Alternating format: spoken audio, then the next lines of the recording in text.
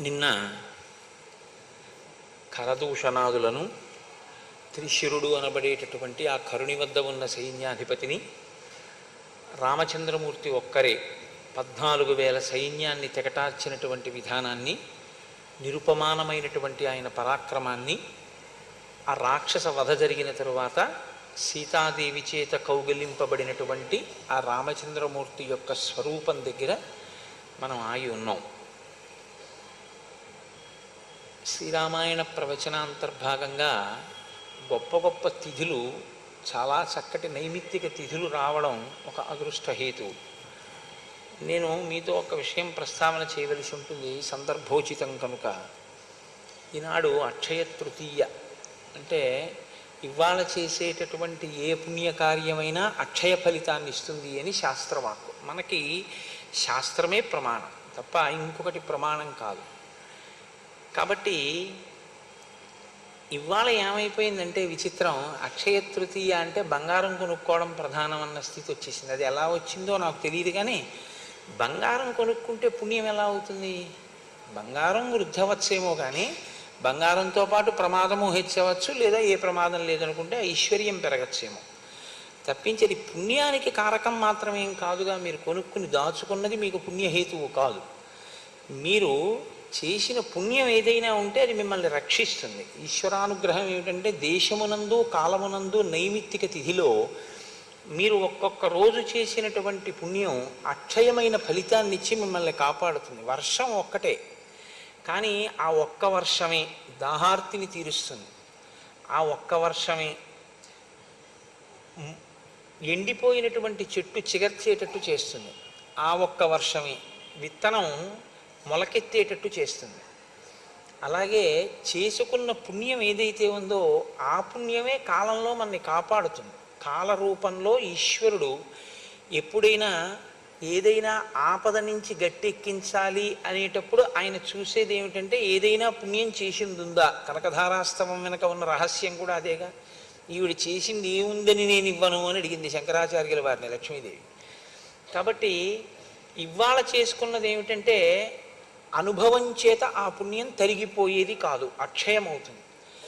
అయితే ఏ పుణ్యం చెయ్యాలి అన్న అనుమానం కూడా లేకుండా మనకి ఇవాళ చెయ్యవలసినటువంటి సత్కర్మని కూడా పెద్దలు చెప్తారు.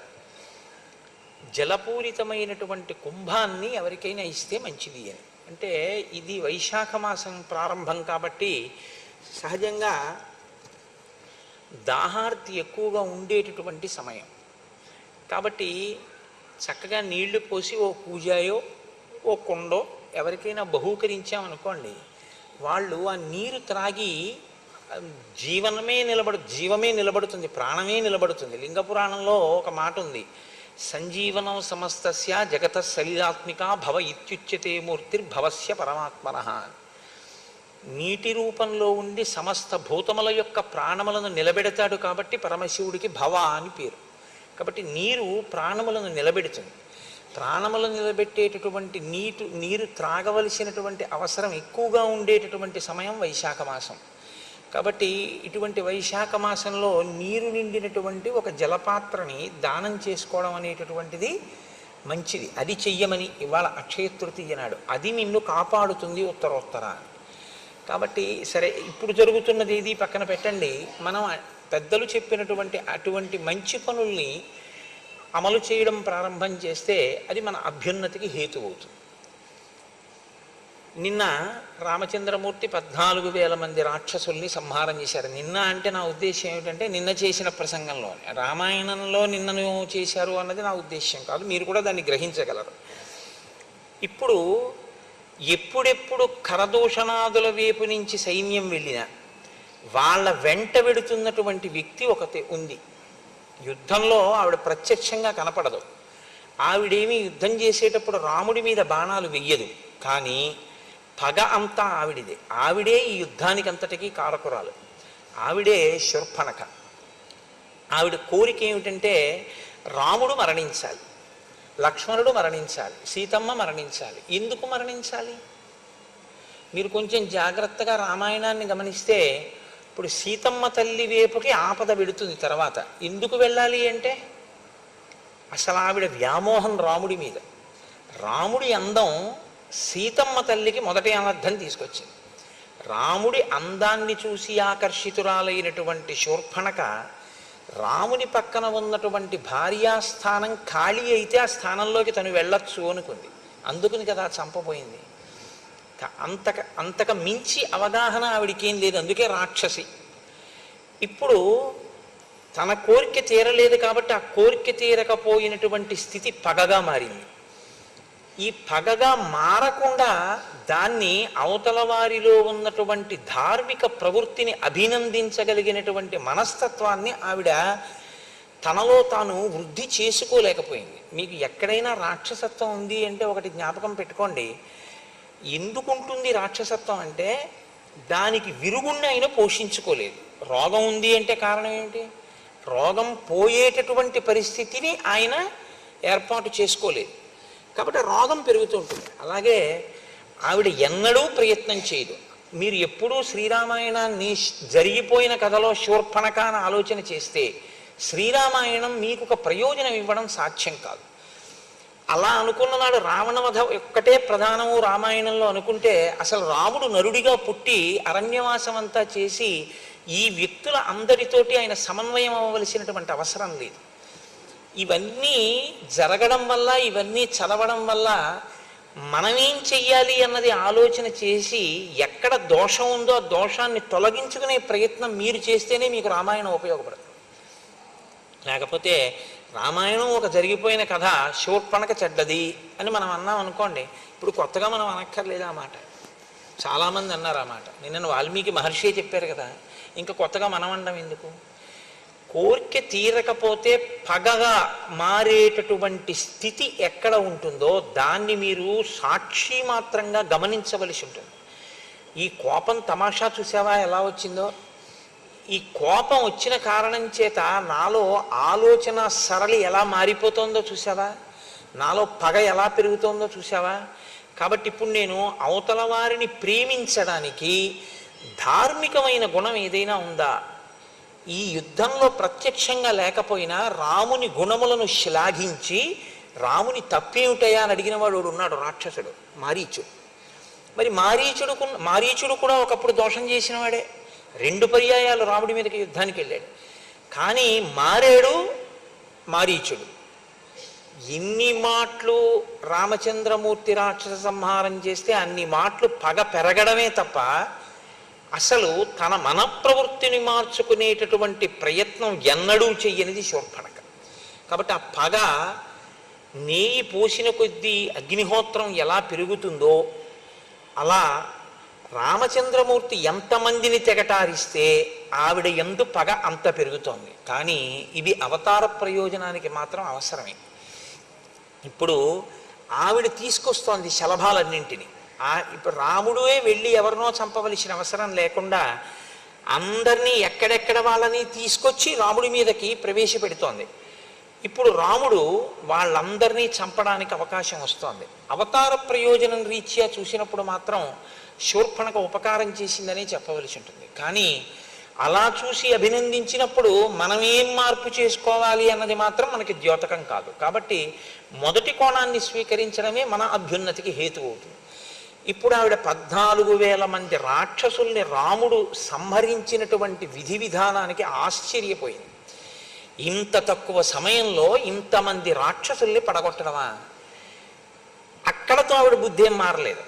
ఆవిడ వెంటనే ఇప్పుడు ఖరదూషణాదులు మరణించారు కాబట్టి తిన్నగా వెళ్ళి లంకలో ఉన్నటువంటి రావణుని యొక్క సభలో రావణాసురుడి ముందు పడింది. అయితే మీతో నిన్నటి రోజున నేను మనవి చేసి ఉన్నాను, వాక్కుకి వైభవం ఉంది. దాన్ని మీరు ఎలా కావాలంటే అలా వాడుకోవచ్చు. ఆ వాక్కుతో అభ్యున్నతిని పొందొచ్చు, ఆ వాక్కుతోటే పతనమైపోవచ్చు కూడా.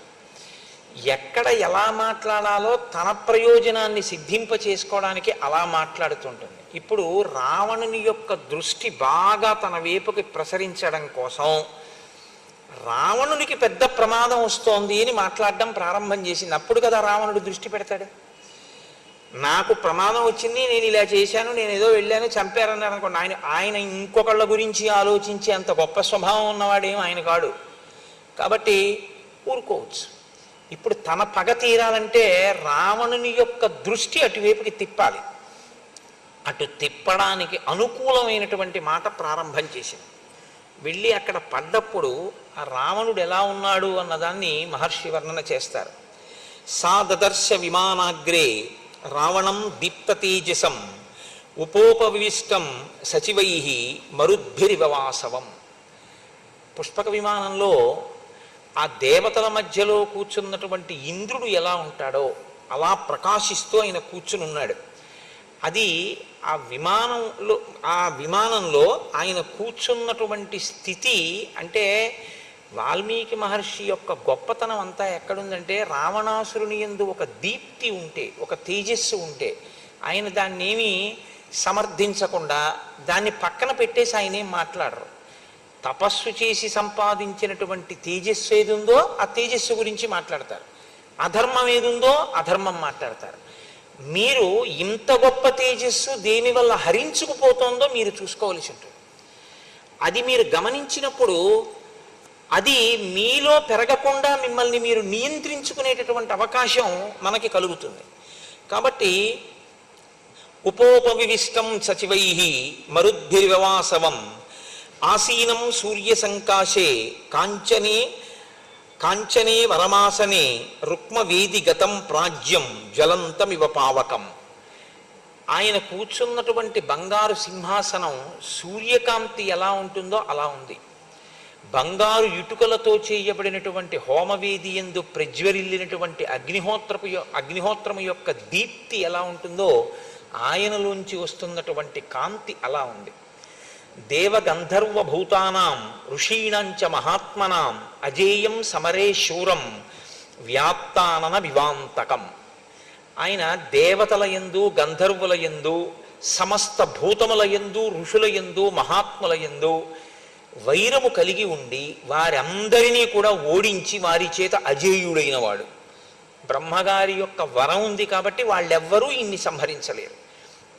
అజేయం సమరే శూరం, ఏ యుద్ధమునందు వారి చేత ఓడింపబడనటువంటి పరాక్రమం ఉన్నవాడు. వ్యాప్తాన వివాంతకం, ఆయన వ్యాప్తానన వివాంతకం, నోరు తెరిచినటువంటి మృత్యుదేవత ఎలా ఉంటుందో అలా ఉన్నాడు. తేజస్సు ఎంత గొప్పదైనా కావచ్చు, కానీ ఆ తేజస్సు ఎందుకు పనికొచ్చిందంటే ఒక మృత్యుదేవత యొక్క తేజస్సు ఎలా ఉంటుందో, నోరు తెరిచినటువంటి మృత్యుదేవత ఏం చేస్తుంది? కబళించేస్తుంది, తినేస్తుంది.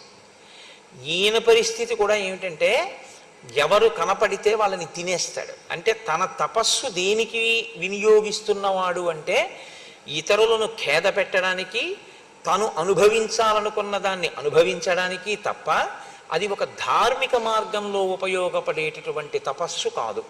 కాబట్టి ఇప్పుడు ఆయన దృష్టిలో కానీ ఎవరైనా నేను దీన్ని అనుభవించాలి అన్న కోరిక ఆయనకి పుట్టిందనుకోండి, అది ఏ వస్తువు పట్లైనా సరే, అది అన్నగారు అవ్వచ్చు కుబేరుడు, ఆయనేం ఊరుకోడు, ఓడించి తెచ్చుకుంటాడు. అది పరకాంత కావచ్చు, ఆయనేం ఊరుకోడు. కాబట్టి ఆయన తేజస్సు, ఆయన తపస్సు దేనికి పనికొచ్చాయి అన్నది మీరు చూడవలసి ఉంటుంది. మీరు శ్రీరామాయణంలో అనసూయమ్మని చూశారు. అనసూయమ్మ తపస్సు చేసింది. ఆవిడ తపస్సు దేనికి పనికొచ్చింది అంటే క్షామం వచ్చినప్పుడు గంగని ప్రవహింపచేసి చెట్లు చిగర్చేటట్టు చేసి కొన్ని వేల మందికి భోజనం పెట్టి బతికించడానికి ఆవిడ తపస్సు పనికొచ్చింది. ఒక పతివ్రత యొక్క భర్త మరణిస్తే ఆ భర్తని మళ్ళీ ప్రాణం పొయ్యడానికి, ఆయన్ని పునరుజ్జీవితుణ్ణి చేయడానికి ఆవిడ తపస్సు పనికొచ్చింది. రావణుడి తపస్సు దేనికి పనికొస్తుంది? తను కోరుకున్న వస్తువుని తాను అనుభవించడానికి పనికొస్తుంది. ఇదే రాక్షసత్వం అంటే. ఇంతకన్నా వేరే ఏముండదు. మీరు పుణ్యం చేశారా, ధార్మికంగా ఉండడం అంటే మీరు ఏదో ఆ పూజ చేశారా, ఇది పెద్ద లెక్కలోకి వచ్చేటటువంటి విషయం కాదు. మీకు ఈశ్వరుడు ఇచ్చినటువంటి విభూతిని, పుణ్య ఫలితంగా మీరు పొందినటువంటి అనుగ్రహం ఏ రూపంలో మీ యందు ప్రసరించిందో దాన్ని మీరు సమాజపరం చేస్తారా? మీరు సమాజ అభ్యున్నతి కొరకు విశ్వమునందు విశ్వనాథుణ్ణి దర్శనం చేసి విశ్వము యొక్క అభ్యున్నతి కొరకు ఈశ్వరుడు మీకు ఇచ్చినటువంటి విభూతిని మీరు ఉపయోగించగలరా? సనాతన ధర్మంలో ఒక్కటే సిద్ధాంతం, మీకు ఏది కలిగినా అది కష్టం కానివ్వండి, సుఖం కానివ్వండి, పుణ్యం కానివ్వండి, పాపం కానివ్వండి, లేకపోతే ఇవాళ కలిగినటువంటి సంతోషం కానివ్వండి, దుఃఖం కానివ్వండి, వీటికి కారణం మీరు చేసుకున్న కర్మయే. ఆ కర్మలో అంతర్భాగమే తపస్సైనా, యజ్ఞమైనా, యాగమైనా. చేసింది యజ్ఞం, చేసింది యాగం, చేసింది తపస్సు, దానివల్ల వచ్చింది కొంత ఫలితం. కానీ ఆ ఫలితాన్ని నువ్వు ఎలా వాడుతున్నావు దాన్ని బట్టి నువ్వు రాక్షసుడివా మనిషివా నిర్ణయించవలసి ఉంటుంది. నువ్వు లోకానికి పనికొచ్చేవాడివా పనికిరాని వాడివా అన్నది ఈశ్వరుడు అక్కడ నిర్ణయం చేస్తాడు, ఇవ్వడం ఇస్తాడు. ఉపయోగించుకోవడం అన్న దాన్ని బట్టి ఈశ్వరుడు మీ అభ్యున్నతిని నిర్ణయం చేస్తాడు. ఇచ్చిన దాన్ని దుర్వినియోగం చేస్తే ఇక ఈ వస్తువు ఉండడం ప్రమాదం అనుకున్నప్పుడు ఈశ్వరుడు దాన్ని తీసేస్తాడు. ఎలా తీసేస్తాడు అంటే, దేనిలోంచి ఆ విభూతి ప్రసరిస్తోందో అసలు ఆ మూలమే పడిపోతుంది. చిట్ట చివరి సుందరకాండలో తదేవ ఫలమన్వేతి ధర్మస్య ధర్మనాశన ప్రాప్తం ధర్మఫలం తావద్భవత నాత్ర సంశయ అంటూ, ఇది ఉంటే తప్ప అనుభవించడం కుదరదు, దీంతోనే అనుభవించాలి. ఏదైనా చేసినా దీంతోటే, అనుభవించినా దీంతోటే. కాబట్టి దీన్నే తీసేస్తాడు ఈశ్వరుడు. ఆ స్థితి రాకుండా ఉండాలి అంటే జాగ్రత్త ఎక్కడ వహించవలసి ఉంటుంది అంటే, నేను పుణ్యకార్యాచరణం చేస్తున్నాను, నేను సంపాదించాను కాబట్టి నేను ఎలాగైనా అనుభవిస్తానో, నన్ను కాదనేవాడెవడన్నది కాదు. దీన్ని చూసేవాడు వాడొకడు ఉన్నాడు అన్న నిశ్చయాత్మకమైన బుద్ధి మీ యందు ఉండాలి. రాముడైతే దీనికి భిన్నంగా ఉంటాడు. ఎవరు చూసొచ్చారు? తెల్లవారుజామున లేచి స్నానం చేయకపోతే హేమంత ఋతువులో. కానీ ఎవరు చూసొచ్చారని రాముడు చూడడు. ఈశ్వరుడు ఎప్పుడూ చూస్తున్నాడని ఆయన నమ్ముతాడు. ఆయన నమ్మాడు కాబట్టి ఆయన నడవడి అలా ఉంటుంది. అందుకని ఆయన ధర్మాత్ముడు కాగలిగాడు. ఆ ధర్మం ఆయన్ని రక్షించింది. అది విడిచిపెడతాడు.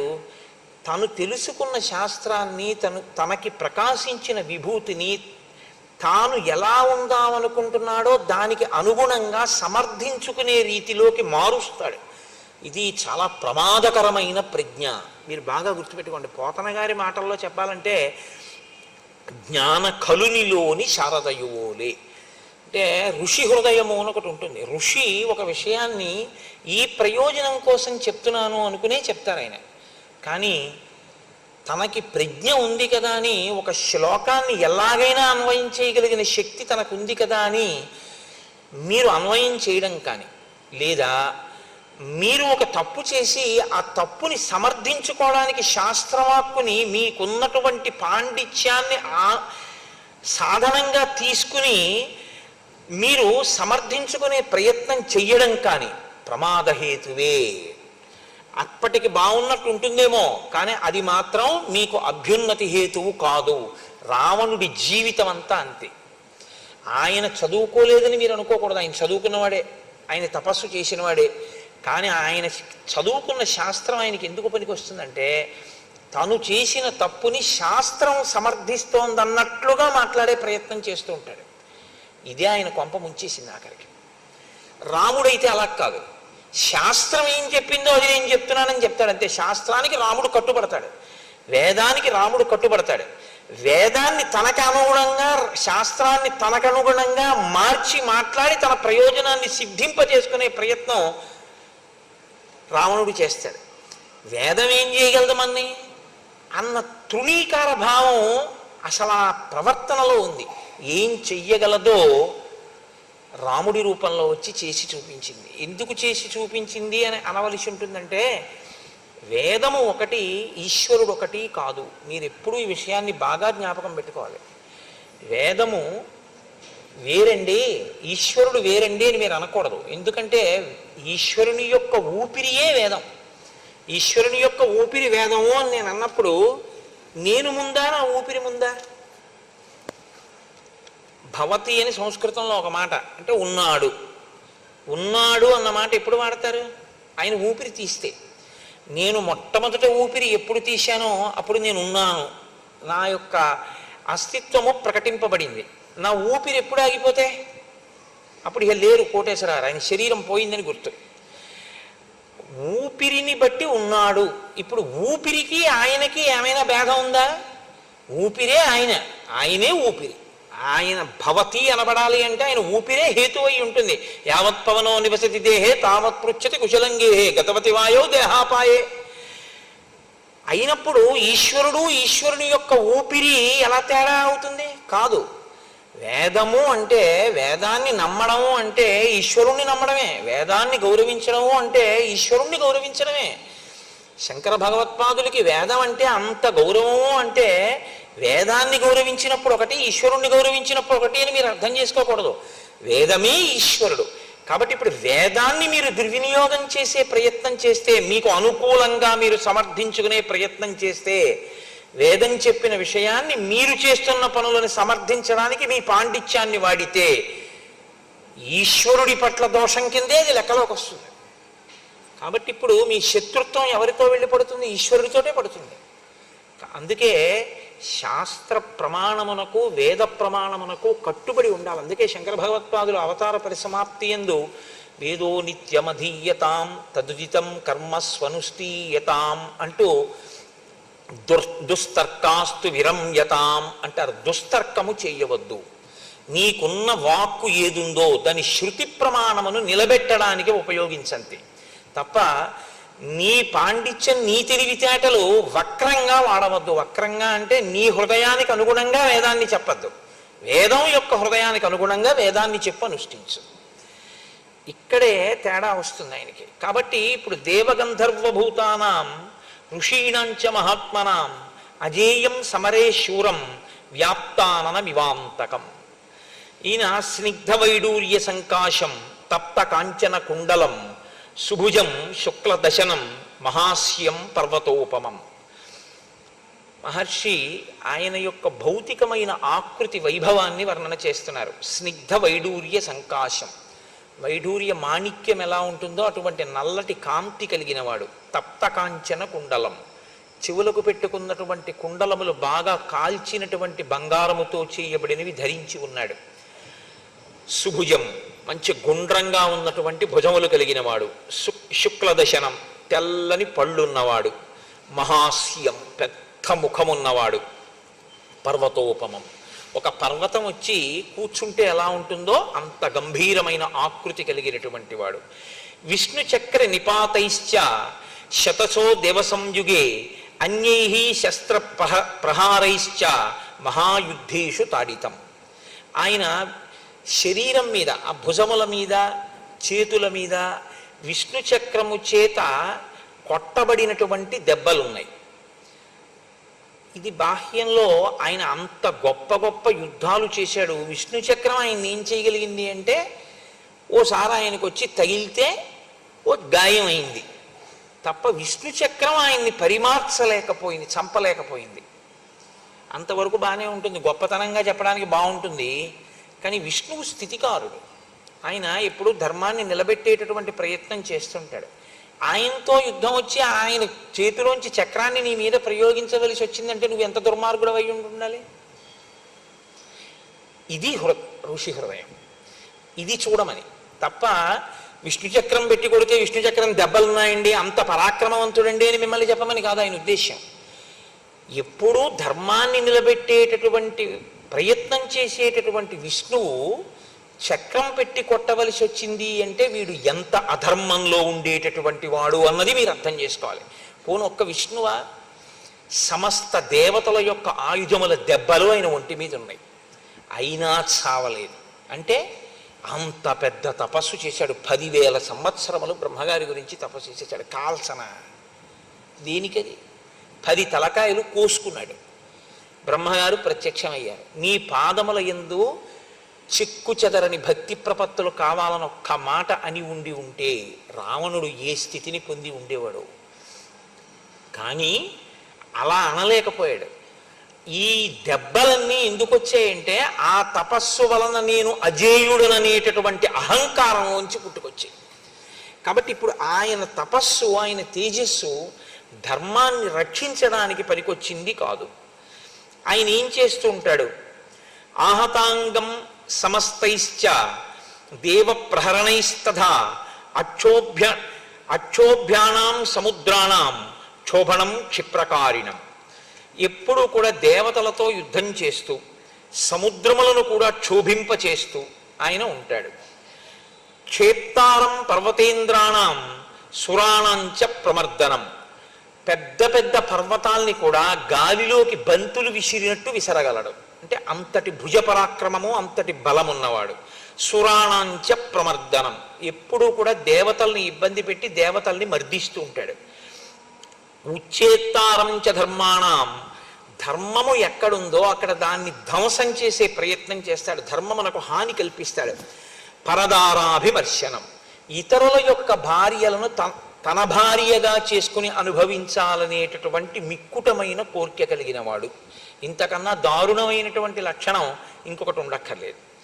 కాబట్టి ఇటువంటి వాడు. ఈయన దేవతల్ని ఎంతగా మర్దించాడంటే ఉత్తరాఖండలో రావణాసురుడి గురించి ఒక విషయం చెప్తుంటారు. ఆయన ఒకప్పుడు మరుత్తనబడేటటువంటి రాజు యజ్ఞం చేస్తుంటే అక్కడికి వెళ్ళాడు.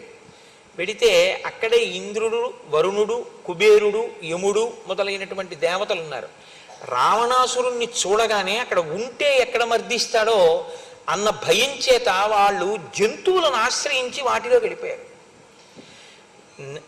ఇంద్రుడు ఒక నెమలిలోకి ప్రవేశించాడు, వరుణుడు ఒక హంసలోకి వెళ్ళిపోయాడు, కుబేరుడు ఒక తొండలోకి వెళ్ళిపోయాడు, యముడు ఒక కాకిలోకి వెళ్ళిపోయాడు. ఆ తర్వాత వచ్చాడు, ఆ మరుచుతో యుద్ధం చేశాడు, వెళ్ళిపోయాడు, ఆ గొడవ అయిపోయింది. అయిపోయిన తర్వాత వీళ్ళు నలుగురు బయటకు వచ్చారు. సమయానికి రావణుడి కంట పడకుండా మీ శరీరంలో మేము దాక్కునే అవకాశం ఇచ్చారు కాబట్టి మీకు వరాలు ఇస్తున్నామని అప్పుడు ఈ 4 ప్రాణులకు వాళ్ళు వరాలు ఇచ్చారు. ఇంద్రుడు నెమలికి అప్పుడే ఇచ్చాడు వరం, నాకు ఉన్న 1000 కన్నులు నీ యొక్క పింఛంలో నెమలి కన్ను అని కన్నులుగా కనపడతాయి, అందంగా పింఛం అలా ఉంటుంది. వరుణుడు హంసకి వరం ఇచ్చాడు. వరుణుడు జలాధిదేవత కనుక నీవెప్పుడు నా నీటి మీద తేలుతుంటావు, చంద్రప్రకాశం ఎలా ఉంటుందో అటువంటి కాంతి కలిగినటువంటి స్థితిలో నువ్వు ఉంటావు. కుబేరుడు తొండక వరం ఇచ్చాడు, నీ తల పెద్దదిగా ఉండి ఆహారమును నిల్వ చేసుకోగలిగిన స్థితిని పొంది బంగారు రంగులో ఉంటావని. యముడు కాకికి వరం ఇచ్చాడు, నువ్వు దీర్ఘాయుష్మంతురాలివి అవుతావు, ఏ రోగము నిన్ను బాధించదు, బలవన్మరణం తప్ప నీ అంతా నువ్వు చచ్చిపోవడం అన్నది ఎక్కడా ఉండదు నీకు. సరికదా, నేను నా చేత నువ్వు అనుగ్రహింపబడ్డావు కనుక నువ్వు తింటే పితృదేవతలు సంతోషిస్తారు. కాబట్టి నువ్వు తినాలని పితృకార్యం చేసినప్పుడు కోరుకుంటారు జనం అని కాకికి యమధర్మరాజు గారు వరం ఇచ్చాడు. ఈ 4 ప్రాణులు వరం పొందేటట్టుగా దేవతలంతటి వారు కనపడ్డ దాంట్లో కనపడ్డట్టు దూరిపోయేటట్టుగా మర్దించగలిగాడంటే రావణుడంటే దేవతలు కూడా ఎంత భయపడ్డారో, ఆయన ఎంత ఉద్ధతితో ప్రవర్తించినటువంటి వాడో ఇంకా ఇంతకన్నా సాక్ష్యం ఉండదు. కానీ ఇది ఉత్తరాఖండలో చెప్పబడిన అంశం. కానీ ఈ శ్లోకానికి ఒకసారి అన్వయం చేయొచ్చు అని నేను అన్వయం చేసి మీకు ఆ ఘట్టాన్ని చెప్పానంతే. కాబట్టి ఉచ్చేత్తారంచ ధర్మాణం పరదారాభిమర్శనం, సర్వదివ్యాస్త్రయోక్తారం యజ్ఞ విఘ్నకరం సదా పురీం భోగవతీం ప్రాప్య పరాజిత్య చ వాసుకిం. ఈయన పాతాళలోకానికి వెళ్ళి ఒకానొకప్పుడు వాసుకిని ఓడించాడు. ఎందుకు ఓడించడం అంటే, మీకు రామాయణంలో 2 పాత్రలు కనపడతాయి, ఒకడు వాలి, ఒకడు రావణుడు. వీళ్ళిద్దరికీ పని ఏమిటంటే ఇద్దరూ కూడా ప్రతిరోజు ఇవాళ మనం ఎవరి మీదకి యుద్ధానికి వెళ్ళాలని అడుగుతూ ఉంటారు. వెళ్ళి అవతల వాడిని ఓడించడం, ఓడిపోతే సంధి చేసుకోవడం, ఇంకా సిగ్గు లేకుండా ప్రవర్తిస్తే ఏ పెద్ద ఆయన వచ్చి వీళ్ళని రక్షిస్తూ ఉండడం, మళ్ళీ ఇంటికి రావడం, మళ్ళీ అంతే డాంబికంగా తిరుగుతూ ఉండడం తప్ప మార్పన్నది లేకుండా ఇలా తిరిగేటటువంటి లక్షణం ఉన్న 2 పాత్రలు రామాయణంలో, ఒకటి రావణుడు, 2 వాలి. అందుకే వాళ్ళిద్దరి మధ్య అంత గొప్ప సంధి కూడా ఉంది. కాబట్టి పురీం భోగవతీం ప్రాప్య పరాజిత్య చ వాసుకిం, తక్షకస్య ప్రియాం భార్యాం పరాజిత్య జగహారయః. ఈయన తక్షకుని ఓడించి ఆయనకి ప్రియమైన భార్యని అపహరించి తెచ్చుకున్నాడు. కైలాస పర్వతం గత్వా విజిత్య నరవాహనం, కైలాస పర్వతానికి వెళ్ళి ఉత్తర దిక్కున ఉన్నటువంటి కుబేరుణ్ణి ఓడించాడు. కుబేరుడు అన్నగారు. అసలు ఉత్తరాఖండలో ఆ అన్నగారు పరిపాలించినటువంటి సామ్రాజ్యాన్ని ఆక్రమించాడు. రావణుడు వెడితే కుబేరుడు అడిగాడు, తమ్ముడా రా, ఇద్దరం కలిసి పరిపాలిద్దాం అన్నాడు. నాకు అలా వీల్లేదు, నువ్వు వెళ్ళిపోతావా, నేను ఉండనా అంటే విశ్రవసో బ్రహ్మని అడిగాడు. వాడికి అహంకారంతో పోయే కాలం దాపురించింది, నువ్వు ఉత్తర దిక్కుకు వెళ్ళిపో అంటే అప్పుడు అలకాపురిని నిర్మించుకుని ఆయన కైలాస పర్వతం పక్కకి వెళ్ళిపోయాడు. రావణుడు లంకారాజ్యాన్ని హస్తగతం చేసుకున్నాడు. మొట్టమొదట కుబేరుడు పరిపాలించిన దాన్ని తనుబుచ్చుకున్నాడు.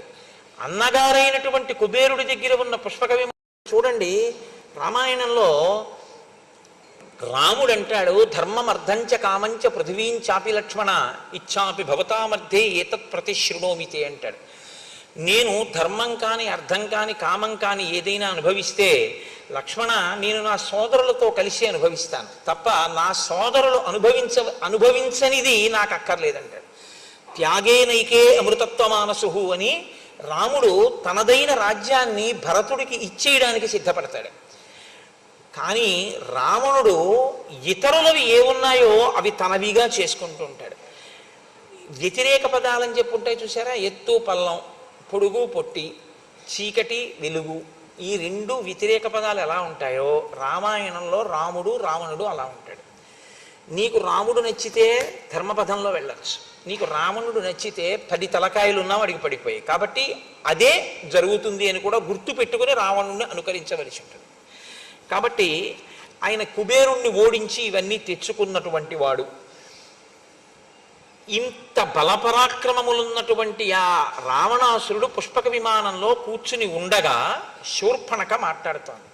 ఇక్కడ శూర్పణఖ మాట్లాడడం అనేటటువంటి తీరు చాలా గొప్పగా ఉంటుంది ఒక రకంగా. ఎందుకంటే తన కోరిక నెరవేరడానికి అనువుగా రావణాసురుని యొక్క దృష్టిని తన వైపుకి బాగా తిప్పుకోవడానికి వీలుగా మాట్లాడుతుంది. ఆ మాట్లాడడం ఎలా ఉంటుందంటే హఠాత్తుగా నీకు ఉపద్రవం వచ్చింది అని మొదలు పెడుతుంది. నీకు ఉపద్రవం వచ్చింది అంటే ఎవడైనా ముందు అటువైపుకి దృష్టి తిప్పుతాడు.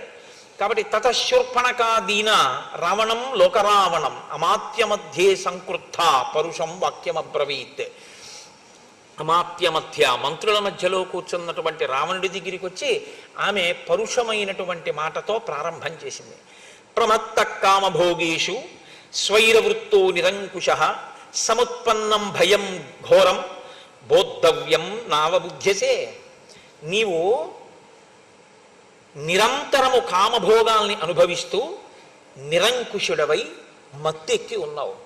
నీకు ఎంత ఘోరమైనటువంటి ఆపద నీ మీద వచ్చి పడిపోతుందో నువ్వు తెలుసుకోవట్లేదు. దీంతో మొదలుపెట్టింది. అంటే ఈ మాట అనేటప్పటికీ ఎవరి దృష్టి అయినా అటువైపుకి వెళ్ళిపోతుందా, వెళ్ళిపోదా? ఏదో కూర్చుని మాట్లాడుకుంటున్నారు అనుకోండి, ఏమిటో మీరు ఇలా సంతోషంగా హాయిగా గడిపేస్తున్నారు, మీకు తెలియట్లేదు ఎంత ఘోరమైన ఆపద మీకు వచ్చేస్తుందో మీకు తెలియట్లేదు అన్నారు అనుకోండి. తర్వాత మాట్లాడదాం ఏంటంటారా, ముందు అది ఆపేసి ఏమిటండి బాబు ఆ ప్రమాదం ఏంటండి అంటారా? ఏదో చూసారా, యువర్ కైండ్ అటెన్షన్ ప్లీజ్ అంటారు. అంటే మీ దృష్టిని దయచేసి మా యందు పెట్టండి అని అడుగుతుంటారు. మీ దృష్టిని మా నుండి మరల్చకండి అని కూడా అడుగుతుంటారు.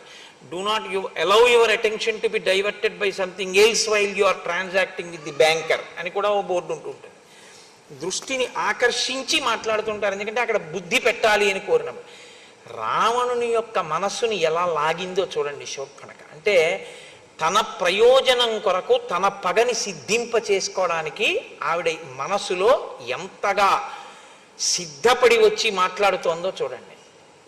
అంటోంది, సక్తం గ్రామ్యేషు భోగేషు కామవృత్తం మహీపతిం లుబ్ధం బహుమన్యంతే శ్మశానాగ్నిమివ ప్రజాః.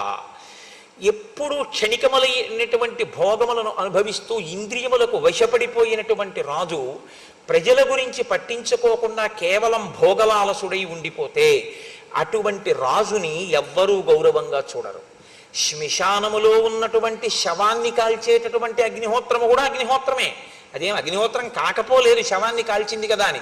కానీ శవాన్ని కాలుస్తున్నటువంటి అగ్నిహోత్రం పవిత్రంగా మనం చూడడం కుదరదు కదా.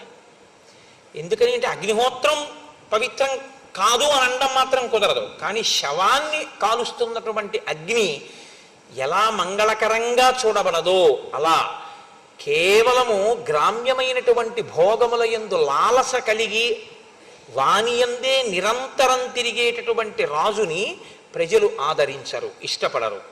స్వయం కార్యాణి కాలే నానుతిష్టతి పార్థివ సతువై సహ రాజ్యేన తైశ్చ కార్యైర్వినశ్యతి. ఏ రాజు తను స్వయంగా కొన్ని పనులను చూసుకోవలసి ఉంటుందో, ఏ రాజు తప్పకుండా తాను ఆ కార్యముల మీద వ్యక్తిగతంగా తన దృష్టి పెట్టవలసి ఉంటుందో అలా పెట్టకుండా పరిపాలన జరిగిపోతోంది లేని విడిచిపెట్టేస్తాడో అటువంటి రాజు యొక్క కార్యములు నశించిపోతాయి. అంటే ఇవన్నీ ఎవరు చేస్తున్నారు నా ఉద్దేశ్యం? రావణుడు చేస్తున్నాడని. ఏం జరిగింది, ఏ ఆపద వచ్చింది, ఇలాని అలా నువ్వు ఉన్నావని నిరూపించి మాట్లాడుతుంది ఆవిడ. చిట్ట చివరికి రావణుడిదే దోషం, ఇది ఎంత దూరం వెడుతోంది అన్నది చూపిస్తుంది రావణుడి దృష్టిని ఆకర్షించడానికి. త్వంతు బాలస్వభావశ్చ బుద్ధిహీనశ్చ రాక్షస జ్ఞాతవ్యంతు నజానీషే కథం రాజా భవిష్యసి. నువ్వు బాలుడిలా వివేక శూన్యుడివి, నీకు యుక్తాయుక్త విచక్షణ లేదు, బుద్ధిహీనుడవు. ఇలాంటి నీవు ఎలా రాజుగా ఉండగలనని అనుకుంటున్నావు? అయుక్తచారం మన్యే త్వాం ప్రాకృతై శుచివైర్వృత్తం స్వజనంతు జనస్థానం హతం యోనావబుద్ధ్యసే. 14,000 మంది నీ స్వజనులు జనస్థానంలో మరణించారు. నీకు తెలుసా ఆ విషయం? నీకు తెలియదు. నీ గూఢచారులు అంత గొప్పవాళ్ళు, నీ మంత్రులు అంత గొప్పవాళ్ళు. నీకు కనీసం నీ స్వజనం ఇంతమంది చచ్చిపోయారన్న విషయం కూడా నీకు తెలుసుకునేటటువంటి ఆలోచన లేదు. నువ్వు దాని గురించి పట్టించుకోవట్లేదు. ఇంకింతకన్నా దారుణం ఏముంటుంది? 14 సహస్రాణి రక్షసాం క్రూరకర్మణాం హతానైకేన రామేణ కరశ్చ సహదూషణ. 14,000 మంది రాక్షసులు కరదూషణలతో సహా ఒక్క రాముడి చేతిలో తెగటారిపోయారు. ఇప్పుడు ఆయన దృష్టి బాగా అటువైపుకి వెళ్ళేటట్టు మాట్లాడుతోంది. ఋషీణాం అభయం దత్తం కృతక్షేమాశ్చ దండకాః దర్శితంచ జనస్థానం రామేణ క్లిష్టకర్మణాః. అక్కడతో అయిపోయింది అనుకుంటున్నావేమో. రాముడు ప్రతిజ్ఞ చేశాడు, ఋషుల దగ్గర ప్రతిజ్ఞ చేశాడు, దండకారణ్యంలో ఉన్నటువంటి రాక్షసులందరినీ సంహరిస్తానని ప్రతిజ్ఞ చేశాడు. కాబట్టి ఇప్పుడు మాట నిలబెట్టుకోవడానికి ఋషులు హాయిగా తపస్సు చేసుకునేటట్టుగా పరిస్థితిని ఏర్పాటు చేయడానికి రాముడు రాక్షసుల్ని విడిచిపెట్టాడు. ఋషులు అంటే రావణాసురుడికి పడదు. ఆ ఋషుల్ని ఎవడు రక్షిస్తానన్నాడో ఆయన రావణుడికి శత్రువే. కాబట్టి ఇప్పుడు ఆవిడ రామరావణుల మధ్య శత్రుత్వాన్ని ఏ కారణం పెట్టి కల్పించవచ్చో ఆ కారణాన్ని తీసుకొచ్చి అక్కడ పెట్టింది. పెట్టి నాను తిష్టతి కార్యాణి భయేషు నా బిభేతి చ క్షిప్రం రాజ్యచ్యుతో దీనః తృణైస్తుల్యో భవిష్యతి. ఏ రాజు కార్యములను బాగా పట్టించుకోకుండా తిరుగుతుంటాడో, ఏ రాజు వస్తున్నటువంటి భయానకమైన పరిస్థితులను దృష్టిలో పెట్టుకోకుండా నాకేమి లేని ప్రవర్తిస్తూ ఉంటాడో అటువంటి వాడు చాలా త్వరగా రాజ పదవి నుంచి తొలగింపబడి భయమును పొందుతాడు, అందరికీ చులకనైపోతాడు. రావణ, నీకొక మాట చెప్తున్నాను, ఇవాళ నిన్నింత గౌరవిస్తున్నారు, కానీ రాముడు నిన్ను రాచరికం నుంచి తొలగిస్తే, నిన్ను పడగొట్టేస్తే, నీ సింహాసనం పోతే శుష్కై కాష్టైర్భవేత్ కార్యం లోష్టైరపి చపాంసుభిః నతు స్థానాత్ పరిభ్రష్టై కార్యం స్వాత్తు వసుధాధిపైః. ఎక్కడైనా లోకంలో ఎండిపోయినటువంటి పుల్లలు, మట్టి గడ్డలు, ధూళి, వీటికి కూడా విలువ ఉండొచ్చేమి ఉంటుంది కూడా. కానీ ఒక్కసారి పదవిని కోల్పోయినటువంటి రాజుకి మాత్రం ఇక గౌరవం ఉండదు. వాడు అన్నిటినీ కోల్పోతాడు, అంత చులకనైపోతాడు అందరి దృష్టిలో. నువ్వు దీన్ని తెలుసుకోలేకపోతున్నావు, నీకు వస్తున్నటువంటి ప్రమాదాన్ని పసిగట్టలేకపోతున్నావు. వచ్చేస్తున్నాడు రాముడు, కాబట్టి త్వరలోనే నిన్ను పదవి నుంచి తీసేస్తాడు. ఎందుకు తీసేస్తాడని అడుగుతావేమో. ఒక్కటే కారణం, నీకు రాముడికి ప్రత్యక్షమైన అక్కర్లేదు. ఋషుల్ని రక్షిస్తానని రాముడు అన్నాడు, ఋషుల్ని పాడు చేసి నువ్వు ఉంటావు. కాబట్టి ధర్మాన్ని నువ్వు పాడు చేస్తావు, ధర్మాన్ని ఆయన రక్షిస్తాడు. కాబట్టి మీ ఇద్దరి శత్రుత్వానికి కారణం ఇది చాలు. నువ్వు ఉంటే ధర్మం ఉండదు, కాబట్టి నువ్వు ఉంటే ఋషులు తపస్సు చేయలేరు, కాబట్టి నువ్వు ఉండడాన్ని రాముడు ఇష్టపడడం. అసలు రాముడు అలా ఆలోచించాడా అన్నది మనం చెప్పడం కష్టం. రాముడు అసలు రావణుడి విషయంలో ఇప్పటి వరకు అలా ఆలోచించినట్టు, రావణుణ్ణి చంపేద్దామని రాముడు ఆలోచన చేసినట్టు మనకెక్కడా లేదు. ఋషులు అడిగారు, ఆయన ప్రతిజ్ఞ చేశారంతే. కానీ ఆవిడ దీన్ని ఎక్కడికి తీసుకొచ్చిందంటే, దీర్ఘకాలంలో జరగవలసిన మాట మాత్రం అదే, కానీ ఇప్పుడే రావణుడికి ప్రమాదం వచ్చేసింది అన్నట్టుగా రాముడి వైపుకి వైరాన్ని ప్రచోదనం చేసింది. అంటే రావణుడు అన్నాడు వెంటనే, ఏ ప్రశ్న రావణుడి నుంచి కోరుకుందో ఆ ప్రశ్నే రావణుడు వేశాడు. లోకంలో ప్రజ్ఞ ఒకటి ఉంటుంది, ఆయన ఇలా అడగాలి అనుకుని వెళ్ళి ఆయన అలా అడిగేటట్టుగా మాట్లాడతారు కొంతమంది. ఆ ప్రశ్న వేసేటట్టుగా మాట్లాడతారు. అప్పుడు తను అడగడం కాదు, ఆయన తనని అడిగి తాను ఆయనకి చేస్తానని చెప్పినట్టుగా స్థితిని కల్పిస్తారు. ఇది చాలా చమత్కారంగా ఉంటుంది, అదొక ప్రజ్ఞ, అది గొప్ప స్వార్థం.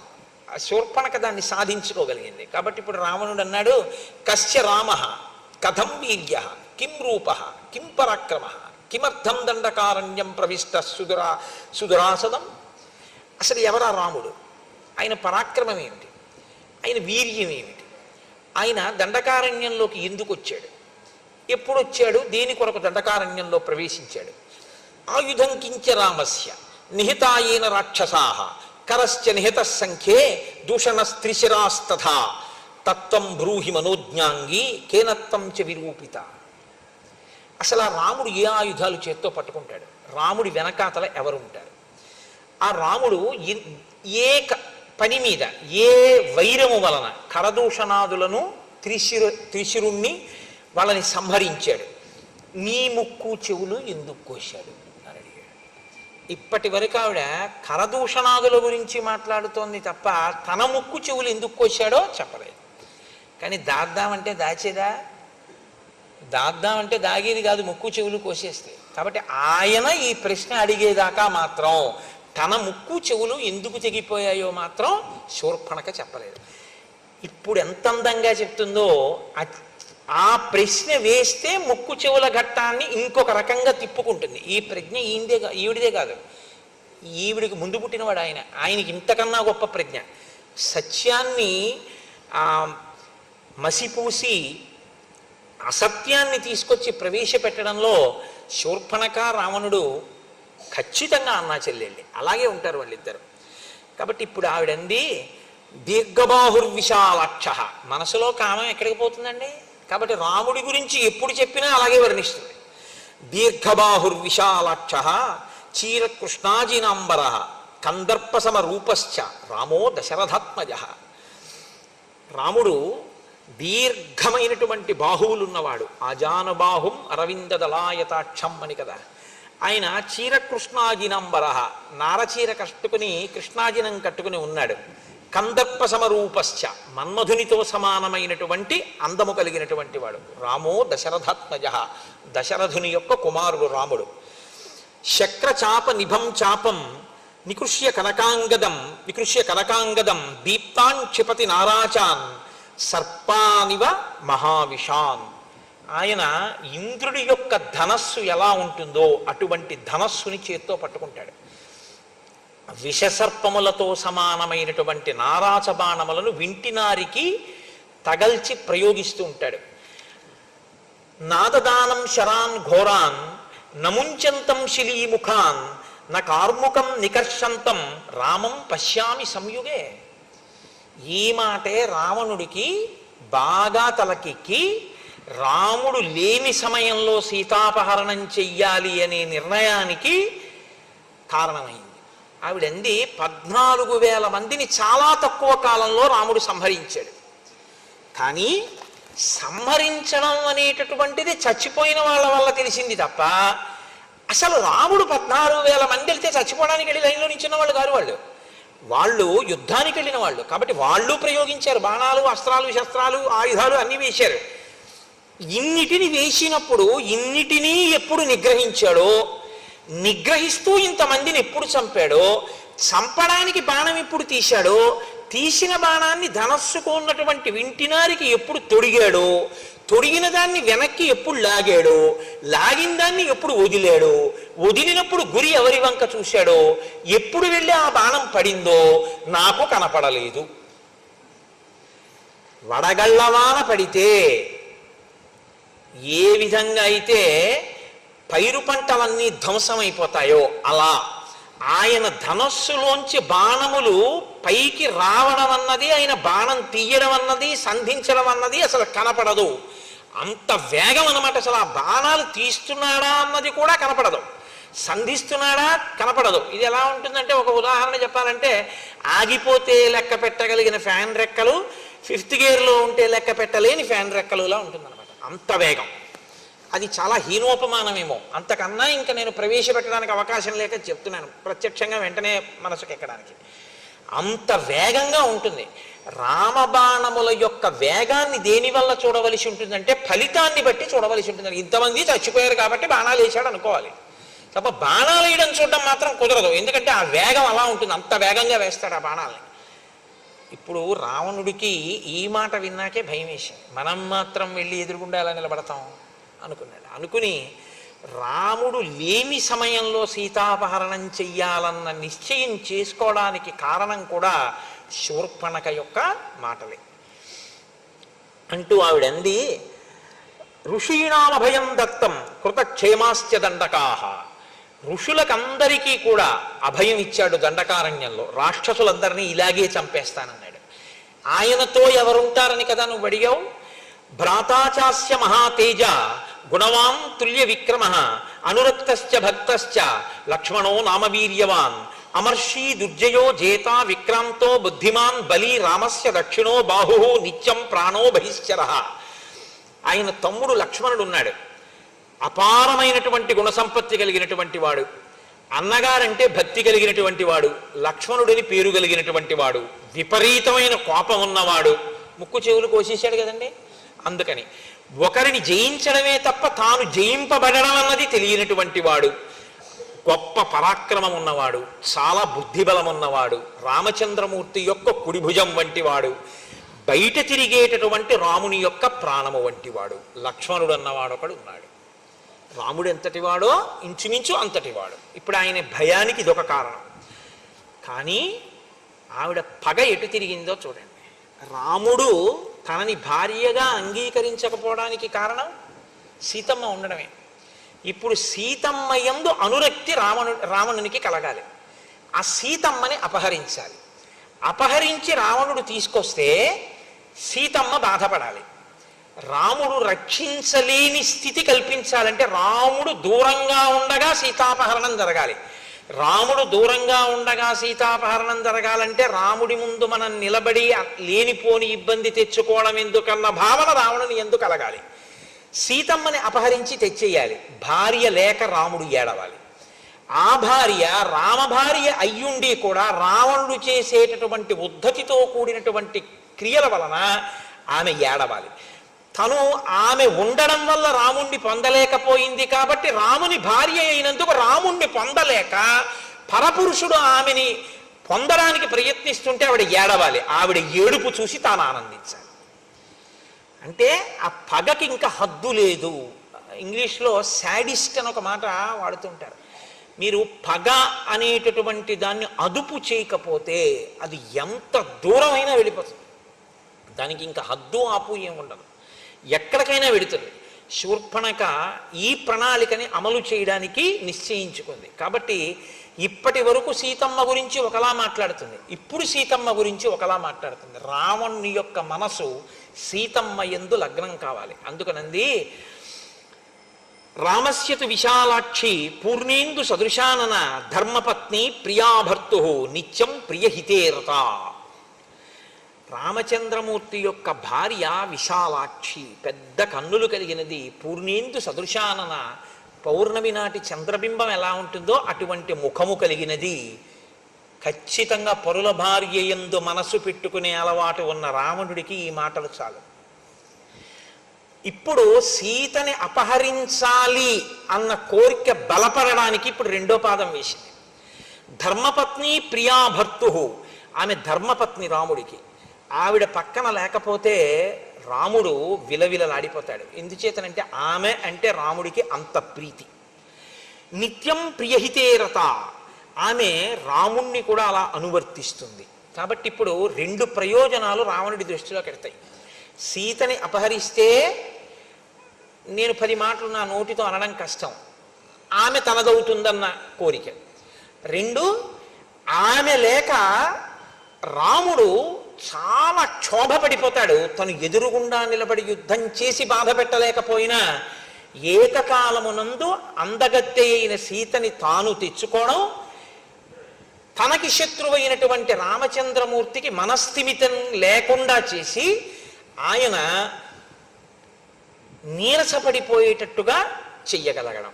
అంత ప్రియమైన భార్య కనపడకపోతే, ఆ భార్య రాక్షసుడి చేత అపహరింపబడితే ఆయనకి వెంటనే అశాంతి కలుగుతుంది కదండి. అశాంతి చేత ఏమవుతుంది? చెయ్యవలసినటువంటి ధర్మబద్ధమైన అనుష్ఠానము నశించిపోతుంది. అనుష్ఠానము నశిస్తే తేజస్సు నశిస్తుంది. తేజస్సు నశిస్తే తాను అవతలవాడిని పడగొట్టడానికి అవకాశం కలుగుతుంది.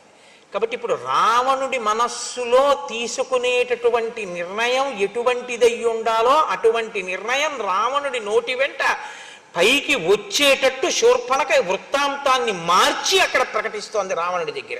అంటే తన పగకి అనుగుణంగా అవతలవాణ్ణి పనిముట్టుగా వాడుకోవడానికి ఎంత బాగా మాట్లాడగలదో శూర్పణఖ మీరు గమనించవలసి ఉంటుంది. ఇది బాగా అన్న మాట పనికొచ్చే బాగా, పనికిరాని బాగా అన్నది కూడా చూసుకోవలసి ఉంటుంది మాట విషయంలో.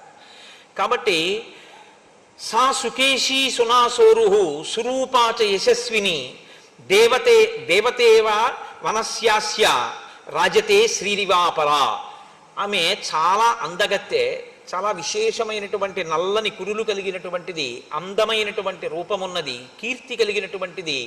ఆమె వనములో తిరుగుతుంటే వనదేవత అనిపిస్తుంది. సాక్షాత్ శ్రీ మహాలక్ష్మిలా ఉంటుంది. తప్త కాంచన వర్ణాభ, కాల్చిన బంగారు కాంతితో ఉంటుంది. తాం అగ్నివర్ణాం తపసాజ్వలంతీం వైరోచనీం కర్మ ఫలేషు జుష్టాం అన్నట్టు రక్తతుంగ నఖీశుభ, ఎర్రని ఎత్తు కలిగినటువంటి ఎత్తైన గోళ్లతో ఉంటుంది. సీతానామవరోహ వైదేహి తనుమధ్యమ, సన్నని నడుము కలిగినటువంటి విదేహరాజపుత్రి అయినటువంటి ఆమె పేరు, అందమైన ముఖమున్న ఆ తల్లి పేరు సీత. నైవ దేవీ నగంధర్వీ నయక్షీ నచకిన్నరీ నైవం రూపా మయా నారీ దృష్టపూర్వా మహీతలే. అటువంటి అందగత్యని నేను ఇత పూర్వం గంధర్వులలో కానీ, యక్షులలో కానీ, కిన్నెరులలో కానీ, ఎక్కడ భూలోకంలో ఉన్నటువంటి నరకాంతలలో కానీ నేను చూసి ఎరగను.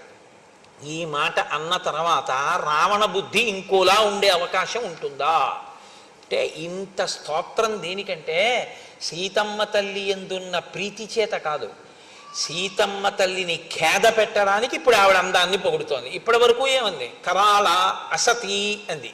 ఇప్పుడు ఆవిడ అందాన్ని పొగుడుతోంది. అంటే తనకి ఎప్పుడు అనుకూలమో అప్పుడు అలా మాట్లాడుతుంది.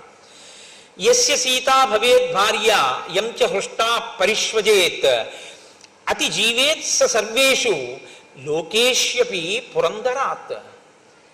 సీతమ్మ ప్రియమార ఎవరిని కౌగిలించుకుంటుందో వాడు ఇంద్రుడి కన్నా గొప్పవాడు. అటువంటి పురుషుడు ఎంత అదృష్టవంతుడో ఊహించడానికి శక్యం కాదు. అంటే ఈయన మనస్సుని ఆవిడ వైపు ప్రవేశపెడుతోంది. సా సుశీల వపుశిలాఘ్య రూపేణ ప్రతిమాభువి తవానురూపా భార్యా స్యాత్ త్వం చ తస్యాస్తథాపతి. ఆమె చక్కని శీలవతి, సౌందర్యము కలిగినది, ఆమె రూపము సాటి లేనిది, నీకు భార్య కాదగినది, ఆమెకు నీవే భర్త కాదగిన వాడవు.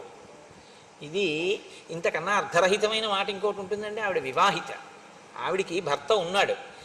ఆమెకి నీవే భర్త కాదగిన వాడివి అంటే అసలు నీ పక్కన కూర్చోవలసిన ఆవిడ్ని రామచంద్రమూర్తి తన పక్కన కూర్చోబెట్టుకుంటున్నాడు. ఇది అతని అసూయకి ఇంకొక కారణం. ఇప్పుడు ఇంకొంచెం ఆజ్యం పోసింది. వెళ్ళి ఓడించి తీసుకురాలేడు. ఆ చేతకానితనం కూడా, అంటే తొందరపడి రాముడు ముందుకు ఎడతాడేమో ఆవిడకు అనుమానం ఉంది. ఎందుకంటే 14,000 మంది చచ్చిపోవడం ఆవిడ చూసింది. గబుక్కుని రావణుడికి ఏమైపోతే ఆవిడ పగ తీరేది ఎలాగ? ఇంకా పగ తీరాలంటే ఇప్పుడు ఆవిడ ప్రణాళిక మార్చింది. రాముడి మీదకి యుద్ధానికి పంపితే ఇక నా పగ తీరదు. ఆవిడకి అనుమానం వచ్చింది రాముడి చేతిలో నిలబడడం కష్టమని. కాబట్టి సీతమ్మను అపహరిస్తే పోతుంది. కాబట్టి ఇప్పుడు దానికి అనుగుణంగా అలా జరిగేటట్టుగా మాట్లాడుతోంది. కురుప్రియం తథా తేషాం రక్షసాం రాక్షసేశ్వర వధాత్ తస్య నృశంసస్య రామస్యాశ్రమవాసినః. నీవు సీతాపహరణం చేసి రాక్షసులకందరికీ కూడా ఉపకారం చెయ్యాలి. ఎందుచేతనంటే చనిపోయినటువంటి రాక్షసులందరూ కూడా శాంతి పొందాలి అంటే రాముడు అశాంతి పొందేటట్టు చేయాలి. రాముడు అశాంతి పొందాలి అంటే రాముని యొక్క ప్రియ భార్య అయినటువంటి సీతని నువ్వు అపహరించాలి. ఈ మాటలు చెప్పిన తర్వాత మంత్రులు ఎంత గొప్పవాళ్ళో, ఆయన మంత్రులందరితోటి ఒకసారి సమావేశం పెట్టి ఆవిడ ఒక చాలా చమత్కారమైనటువంటి మాట ఒకటి చెప్పింది. అసలు నేను ఆ సీతని నీకు భార్యని చేద్దామనే తీసుకొచ్చే ప్రయత్నం చేశాను. ఆ లక్ష్మణుడు ఉన్నాడే, నేను సీతమ్మని నీకు భార్యగా చేద్దాం, నీకు తగింది కదా, రాముడికి ఎందుకని తీసుకొస్తుంటే నా ముక్కు చెవులు కోసేశాడు. అదే యథార్థం కాదు. అంటే తన ముక్కు చెవులు కొయ్యడం అన్న విషయాన్ని రావణుడు అడిగేంత వరకు దాచినా దాగని దాన్ని ప్రస్తావించకుండా అడిగిన తరువాత సానుభూతి రావణుడికి కలిగేటట్టుగా ఆ జరిగిన కథని తిప్పింది. చూసావా పాపం ఎంత ప్రీతో మా చెల్లెలకి, ఎంత ప్రీతో అనుకోవడానికి కారణం ఒకటి ఉందండి. ఎందుకంటే శూర్పణఖ భర్త విద్యుజిహ్వుడు అన్న ఆయన్ని శత్రు సైన్యం అనుకుని గబుక్కుని రావణాసుడు చంపేశాడు ఆవిడ భర్తని. ఆవిడ భర్తని ఆవిడికి లోటే ఉంది. చూశాంగా, ఎవరైనా అందంగా కనబడితే వెళ్ళి నాతో భోగించట్టుంటుంది. కాబట్టి నేను ఈవిడ భర్తని చంపేసిన ఈవిడ మాత్రం నాకు అనురూప అయినటువంటి భార్యను తీసుకురావడానికి ప్రయత్నిస్తూ పాపం ముక్కు చెవులు కూడా కోల్పోయింది అన్న సానుభూతి తన ఎందు కలిగితే తను చెప్పిన మాటలలో ఉన్నటువంటి డొల్లతనం ఏమైనా ఉంటే దాని వైపుకి ఇంకా రావణ దృష్టి వెళ్ళకూడదు. పైగా ఆయన దృష్టి ఇంకెక్కడికి ఎందుకు వెళ్ళదంటే, ఆయన దృష్టి ఎక్కడికి వెళ్ళాలో అక్కడికి వెళ్ళిపోవాలంటే ఓ ఆడది అందంగా ఉందని చెప్తే తాలడిపోతుంది అంతే ఆయన దృష్టి. అంత ధర్మాత్ముడు, అంత గొప్ప మనసున్నవాడు, చిలితమైనటువంటి మనసున్నవాడు, కదిలిపోతుంది ఆ మనసు తొందరగా. కాబట్టి అటువంటి వాడు కాబట్టి ఆమె ఇటువంటి బోధ చేసింది. ఇప్పుడు ఆయన మంత్రులతో మాట్లాడాడు. ఒక్కడూ కూడా ఆలోచించుకున్నట్ట ఎటువంటి ఉపాయమును నేను తీసుకోవలసి ఉంటుంది. ఆయన దృష్టికి బాగా తోచినటువంటి ఉపాయం ఏమిటంటే, నేను సైన్యంతో వెళ్ళి రాముడితో లక్ష్మణుడితో యుద్ధం చేయడం కన్నా రామలక్ష్మణులను దూరం చేసి సీతమ్మను అపహరించడమే మంచిది. ఈ నిర్ణయానికి రావడానికి కారణం నేను మీకు ఆ కోణంలో ముందు నుంచి చెప్పుకొస్తున్నాను. శూర్పణఖ యొక్క ప్రసంగము తాత్పర్యం అది. అలా రావణుడు చెయ్యాలన్నదే ఆవిడ కోరిక. కాబట్టి ఇప్పుడు రావణుడు వెళ్ళడం వల్ల శూర్పణఖ యొక్క ప్రతిజ్ఞ, శూర్పణఖ యొక్క మనస్సు తీరుతుంది. కాంచనం రథమాస్థాయ కామగం రత్నభూషితం పిశాచవదనైర్యుక్తం ఖరై కాంచనభూషణై మేఘప్రతిమనాదేన సతేన ధనదానుజ రాక్షసాధిపతి శ్రీమాన్ యయౌ నద నదీపతి. ఆయన వెంటనే వాహనశాలలోకి వెళ్ళాడు. అక్కడ ఉండేటటువంటి ఆ సారథిని పిలిచి నాకు ఒక ఉత్తమమైన రథాన్ని పూంచు అన్నాడు. అగ్నిహోత్రపు తేజస్సు ఎలా ఉంటుందో, చంద్రమండల సన్నిభమైన గొడుగు ఎలా ఉంటుందో అటువంటి గొడుగుతో ఉండి అలంకరింపబడి రత్నములు పొదగబడిన ఒక రథాన్ని తీసుకొచ్చి అక్కడ పెట్టాడు. దానికి గాడిదలు కట్టబడి ఉన్నాయి. ఆ గాడిదల ముఖాలు మళ్ళీ పిశాచం ముఖాలతో ఉన్నాయిటవి. అటువంటి రథాన్ని అధిరోహించాడు. నదీనదముల యొక్క భర్తని చూస్తూ వెడుతున్నట్ట. నదీనదముల యొక్క భర్త అంటే సముద్రుడు. నది తూర్పు ముఖంగా ప్రవహిస్తుంది, నదము పశ్చిమ ముఖంగా ప్రవహించి సముద్రంలో కలిసిపోతుంది. కాబట్టి ఇప్పుడు ఆ సముద్రాన్ని చూస్తూ ఆ రథం మీద వెళ్ళిపోతున్నాడు. వెళ్ళిపోతూ కింద ఉన్నటువంటి ఆశ్రమాలని వాటిని అన్నింటినీ చూస్తున్నాడు. ఆయన అలా ఉత్తర దిక్కుగా ప్రయాణం చేసి వెడుతున్నప్పుడు అందులో కింద చూడవలసినటువంటి ఆశ్రమాలు, వనాలు, మృగాలు మొదలైనవి కనపడుతుంటాయి. సంతోషిస్తున్నాడు, ఆలోచిస్తున్నాడు. మహర్షి అక్కడ ప్రతిపాదించి చూడదగినదిగా చెప్పబడిన చాలా గొప్ప విషయం ఒకటి ఉంది. అది ఒకానొకప్పుడు గరుత్మంతుడు గజకచ్చపములు అని ఒక ఏనుగు, ఒక తాబేలు, అవి నిరంతరం పోరాటం చేసుకునే మహాభారతంలో దాని గురించి విశేషంగా ప్రస్తావన ఉంది. ఆ గజకచ్చపములను తినేయమన్నారు గరుత్మంతుడి ఆకలి తీరాలంటే. ఈయన వెళ్ళి వాటి రెండింటినీ కూడా తన కాళ్లతో పట్టుకుని తీసుకొచ్చి ఒక పెద్ద చెట్టు 100 యోజనముల వరకు పెరిగినటువంటి శాఖలు కలిగిన ఒక మర్రి చెట్టు కొమ్మ మీద పెట్టుకున్నాడు. పెట్టుకుంటే ఆ కొమ్మ పెళపెళ విరిగిపోయింది వాటి బరువుకి. ఆ కింద మునులు తపస్సు చేసుకుంటున్నారు. ఆ కొమ్మ వాళ్ళ మీద పడిపోతుందేమోనని ఆయన ఏం చేశారంటే, ఒక కాలితో గజకచ్చపాలని పట్టుకుని ఒక కాలితో ఈ కొమ్మని పట్టుకుని సముద్రం మీద ఎగిరిపోయాడు. అలా ఎగిరిపోతూ ఆయన ఆ గజకచ్చపాలు రెండింటినీ తినేశాడు. ఆ ఏనుగుని ఆ తాబేల్ని తినేసి ఇప్పుడు ఈ కొమ్మతో ఆయన ఒక పని చేసేట. ఒక కిరాత గ్రామంలో మునులను వేధించేటటువంటి వాళ్ళు కొంతమంది ఉన్నారట. ప్రహర్షముతులం లేభే మోక్షయిత్వా మహామునీన్. వాళ్ళని ఆ చెట్టు కొమ్మతో బాది సంహరించి ఈ మునులను కాపాడట. ఆ చెట్టు ఎక్కడుందో ఆ చెట్టు కొమ్మ విరిగిపోగా మిగిలినటువంటి చెట్టు 100 యోజనముల విస్తీర్ణము కలిగినటువంటి ఒక పెద్ద మర్రి చెట్టు. దాని కింద మునిగణములన్నీ కూర్చుని తపస్సు చేస్తూ ఉంటారు. ఆంధ్రదేశంలో ఇలాంటి చెట్టు ఒకటి కర్నూలు జిల్లాలో అనుకుంటా చాలా పెద్దది ఉంది అని ఆ చెట్టుని చూడ్డానికి వెడుతుంటారు. నమో వృక్షేభ్యో హరికేశాయోపవీతినే పుష్టానాం పతయే నమో నమో అని కదా. చాలా కొన్ని కిలోమీటర్ల దూరం వరకు దాని కొమ్మలు వ్యాపించి ఉంటాయి అంటారు. అలా అటువంటి వృక్షరాజములు ఇప్పుడే ఉన్నాయి అంటే ఆ కాలంలో ఇంకా పెద్ద ఉండేవన్నమాట. తం మహర్షి గణైర్జుష్టం సుపర్ణకృతలక్షణం నామ్యాం సుభద్రం యగ్రోధం దదర్శ ధనదానుజ. సుభద్రం అనేటటువంటి పేరు కలిగిన ఆ మర్రి చెట్టుని ఈ రావణాసురుడు చూశాడు. అంత పెద్ద మర్రి చెట్టుని ఆయన మెల్లగా సముద్ర తీర ప్రాంతంలో, అంటే ఉత్తర సముద్ర తీర ప్రాంతం దగ్గరికి వెళ్ళిన తర్వాత మారీచుని యొక్క ఆశ్రమాన్ని చూశాడంటే తన కార్యమును సాధించుకోవడానికి.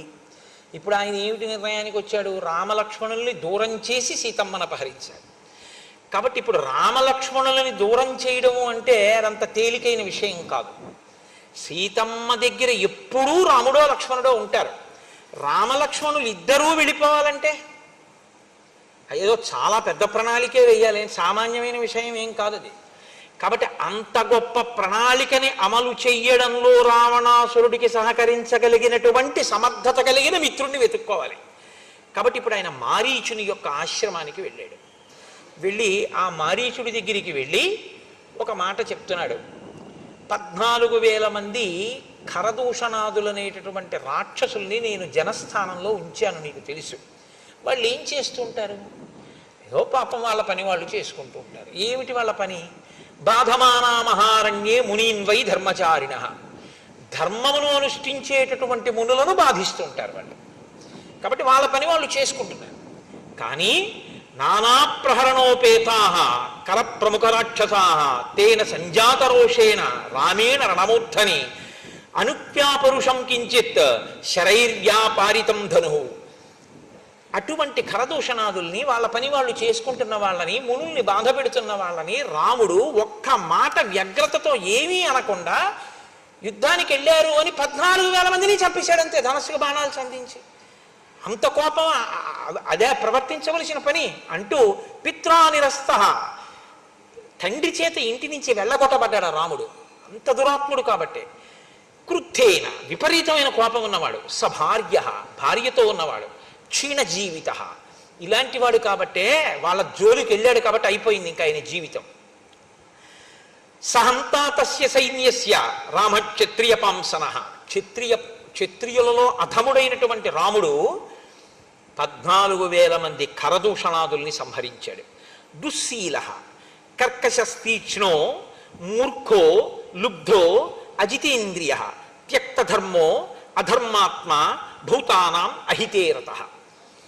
ఆయనకు అంతే అర్థమయ్యాడు రాముడు. అసలు ఆయన రాముడి దగ్గరికి వెళ్ళింది లేదు, రాముడి గురించి ఆయన తెలుసుకున్నది లేదు.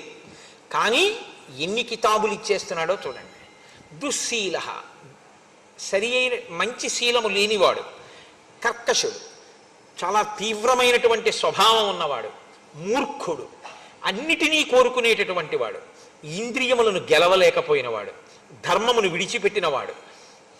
అధర్మాన్ని అనుష్ఠించేవాడు. సమస్త భూతములకు కూడా అపకారం చేసేటటువంటి వాడు. అటువంటి రావణుడు అని వచ్చేస్తుంటుంది నాకు. కాబట్టి అటువంటి రాముణ్ణి నేను సంహరించాలి. ఏన వైరం వినారణ్యే సత్వమాశ్రిత్య కేవలం కర్ణనాసాపహరణాత్ భగినీమే విరూపిత. అసలు ఏ కారణం లేకుండా ఆవిడ చేసి నా కోసం సీతమ్మని ఎత్తుకొచ్చేద్దాం అనుకుందిట అంటే మళ్ళీ మారీచుడు మరి అలాంటి పనులు ఏమిటయా అంటాడేమోనని ఆవిడే ఓ అబద్ధం. ఈయన ఆ అబద్ధాన్ని ఇంకో పెద్ద అబద్ధం చేస్తున్నాడు. ఈయన అంటున్నాడు అసలు ఈయన వైరం వినారణ్యే, అరణ్యంలో అసలు ఈ శూర్పణఖకి రాముడికి వైరమే లేదు. పాపం ఏదో ఆవిడ మానాన్ని ఆవిడ వెళ్ళిపోతాడు. చూశాడంతే రాముడు, గబగబా వచ్చి ముక్కు చెవులో కోసేశాడంతే. ఎందుకు కోసేశాడో తెలియదు, విరూపం చేసేసాడు నా చెల్లెల్ని.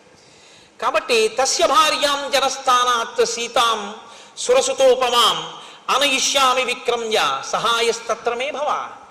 కాబట్టి నేనిప్పుడు జనస్థానంలో ఉన్నటువంటి రాముని భార్య అయిన సీతమ్మని అపహరించి తేవాలి అని అనుకుంటున్నాను.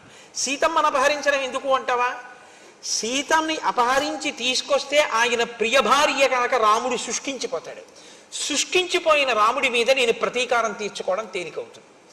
అంటే ఇన్ అదర్ వర్డ్స్ అంటారు చూసారా, అలా ఇంకొక మాటగా చెప్పాలి అంటే ఇప్పుడున్న పరిస్థితుల్లో రాముణ్ణి నేను ఎదుర్కోలేను. తన పిరికితనాన్ని కూడా బయట పెట్టుకున్నాడనే చెప్పవలసి ఉంటుంది. కాబట్టి నువ్వేం చెయ్యాలి? నువ్వు తప్ప నాకు ఇప్పుడు ఉపకారం చెయ్యగలిగినటువంటి మిత్రుడు కనపట్టలేదు.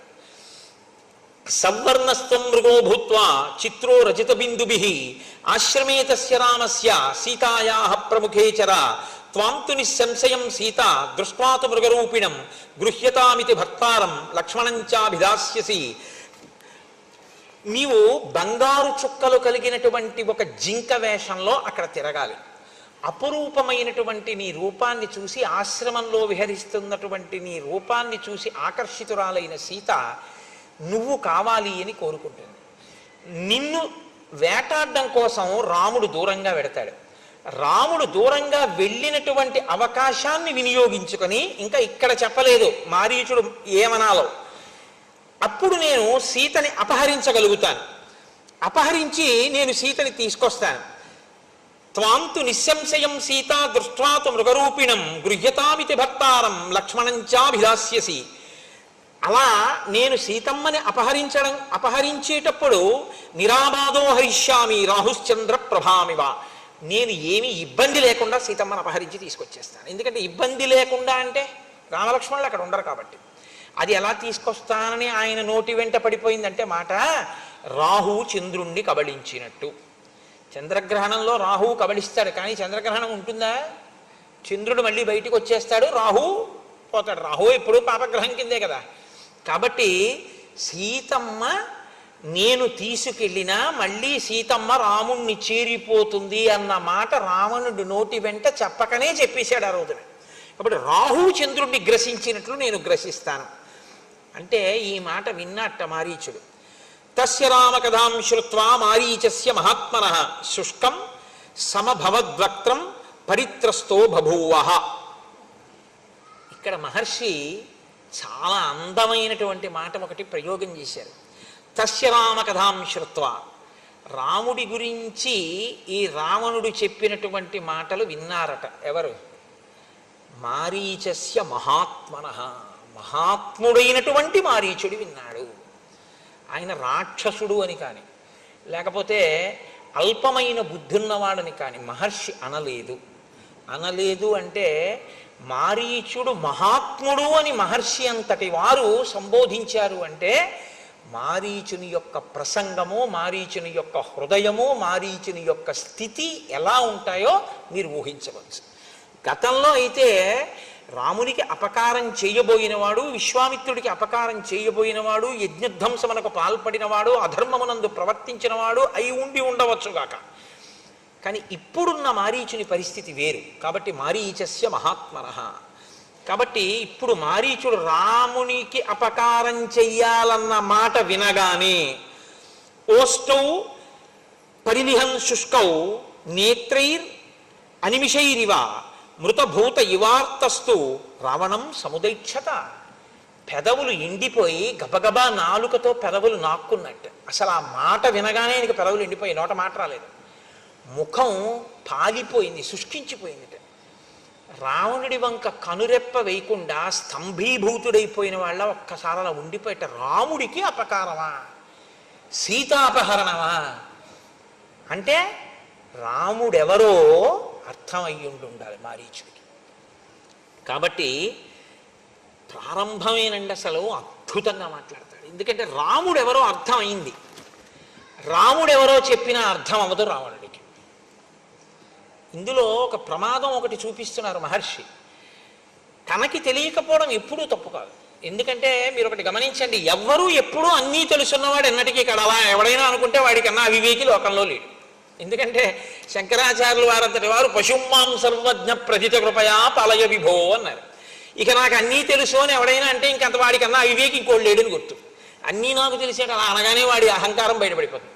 నాకేం తెలుసండి అని చెప్పి మధ్య శిష్టాశ్చ తుల్యాశ్చ సంతితత్ర వనౌకస మత్త ప్రత్యవర కశ్చిన్ నార్చి సుగ్రీవ సన్నిధో అన్నవాడు ఎవడో వాడు మహానుభావుడు, వాడు వినయం ఉన్నవాడు తప్ప అలా అనలేక అన్నీ నాకు తెలిసంటే ప్రమాదం కదండి. తెలియకపోవడం ఎప్పుడూ తప్పు కాదు. తెలియకపోవడం తప్పు కాదు, కానీ తెలియ చెప్తే వినకపోవడం మాత్రం మహా తప్పు. తనకి తెలియదు, ఒకరు చెప్పారు, ఏం చేయాలి? వినాలి. అసలు వినకపోతే ఇక వాడు బాగుపడడు అని గుర్తు. కాబట్టి తన బుద్ధికి తోచిందే చేస్తాడు. కాబట్టి ఆ బుద్ధిలోకి ప్రమాదపుట ఆలోచన ఎప్పుడు వస్తుందో అప్పుడు పడిపోతాడు. ఆ ఆలోచన ఎంతకాలం రాదో అంతకాలం ఓ వెలుగు వెలుగుతాడు. ఇది ఈ రెండు కోణాలు తెలుసున్నవాడు మారీచుడు. ఒకడు మహాత్ముడు, మహాత్ముడుగా మారీచుడికి అర్థమయ్యాడు. ఒకడు దురాత్ముడిగా అర్థమయ్యాడు. దురాత్ముడు అని ఇప్పుడు విడిచిపెట్టడానికి మారీచుడు సిద్ధంగా లేడు. ఎందుకు సిద్ధంగా లేడు అంటే ఆయనలో ఇంకా ఒక ప్రభుభక్తి అన్నది ఉండిపోయింది. కాబట్టి కనీసం ఒక మాట చెప్పి చూద్దాం మారుతాడేమో, కానీ మారుతాడన్న నమ్మకం లేదు వీడికి చెప్పిన. కాబట్టి ఆయన ప్రారంభమే సులభాహ పురుషారాజన్, ఓ రాజా, నీ మనసుకి ఏది ప్రియమో, ఏది చెప్తే నువ్వు సంతోషిస్తావో అది నీకు చెప్పేవాడు లోకంలో ఎక్కడికి వెళ్ళినా దొరుకుతాడు. నీ మనసుకి నచ్చదని తెలిసి కూడా నీ హితమును కోరి చెప్పేవాడు ఉండడు. ఒకవేళ అలా చెప్పేవాడు ఉన్నా వినేవాడు ఉండడు. ఎంత పెద్ద మాట అండి! నిజమే. మనకెందుకు వచ్చిందండి ఆయనతో గొడవ అంటారు. చూడండి, లోకంలో మాట ఉంటుంది, మనకెందుకు వచ్చిందంటారు, ఎవడి కర్మ వాళ్ళు పోని ఏదో మనకి తెలియనట్టుంటే అయిపోయాయి అంటారు. తప్పండి. అదేంటిది? పాడైపోకుండా ఆయనకి మంచి మాట చెప్పాలి మనం అనేవాడు ఉండడు. ఒకవేళ ఆయన అలా అని తప్పబ్బాయి నువ్వు అలా ఉండకూడదు, నువ్వు మారవలసి ఉంటుంది సుమా అన్నాడు అనుకోండి, వినేవాడు ఉండడు.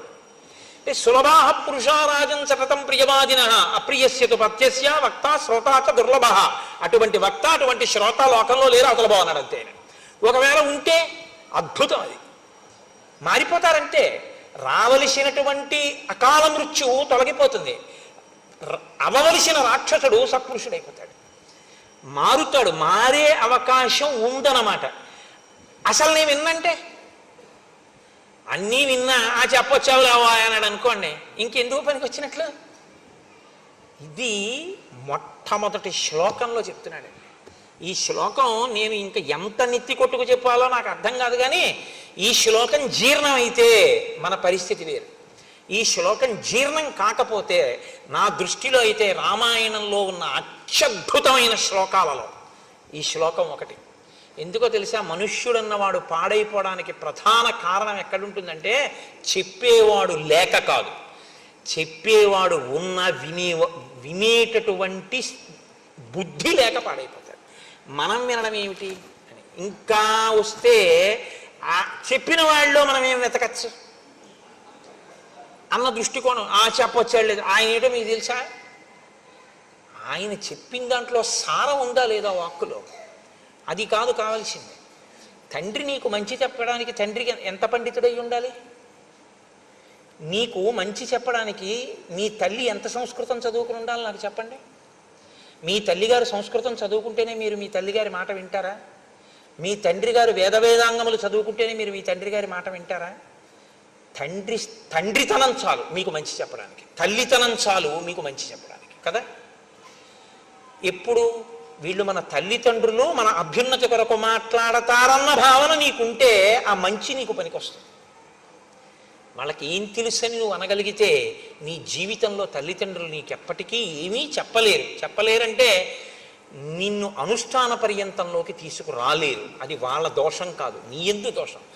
రామకృష్ణ పరమహంస మాటల్లో చెప్పాలి అంటే ఒక మేకు ఒక సుత్తి పట్టుకొచ్చి కొట్టగలడేమో, కానీ అసలు అది భీమ్ అయ్యి ఉంటే అది దూలం, సిమెంటు ఇనుము కలిపిన దూలం అండి అది. అందులోకి మేకు పట్టుకొచ్చి కొడితే మేకు వంగిపోతుంది తప్ప మేకు దిగదు, ఇంత పొడెం కూడా రాలదు. గోడకి కొద్దిగా గొల్లతనం ఉంటే సుత్తి పెట్టి కొడితే మేకు దిగుతుంది. అసలు నీ మనసుకి ఆర్ద్రత ఉంటే చెప్పిన మాట లోపలికి వెళుతుంది. అసలు ఆర్ద్రతే లేకపోతే చెప్పడం ఒక శుష్క ప్రసంగం అంతే.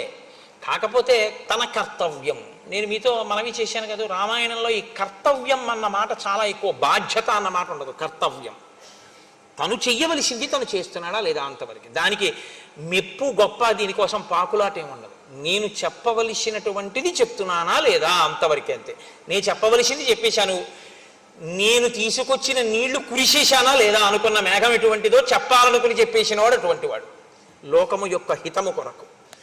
కాబట్టి సులభాహ పురుషారాజన్, నువ్వు సీతమ్మని ఎత్తుకొస్తాను అంటే బహుశా నీ మంత్రులు ఏం మాట్లాడి ఉండరు, అలాగే ఉంటారు. ఇది దాని ఉద్దేశ్యం.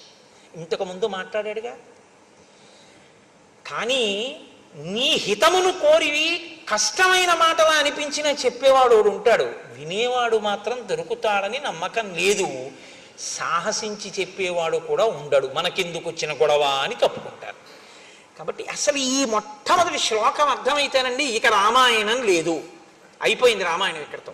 ఎందుకో తెలుసా అండి, వెంటనే లంకకి వెళ్ళి శూర్పణఖని లాగి లెంపకాయ కొట్టి తీసుకెళ్లి రాముడి కాళ్ళ మీద బారేసి తాను కాళ్ళ మీద పడిపోయి బుద్ధి గడ్డి తిని సీతమ్మని ఎత్తుకెడదాం అనుకున్నానండి, నాది తప్పైపోయింది, నా బుద్ధి మారింది, మీరెవరో తెలుసుకున్నాను, నేను కూడా నా తపస్సుని ఇంకా ధర్మం కోసమే ఉపయోగిస్తానని రావణుడు అని ఉండి ఉంటే అసలు ఇంకా మిగిలిన కాండలు లేవు, రేపే మంగళం చెప్పేయడమే.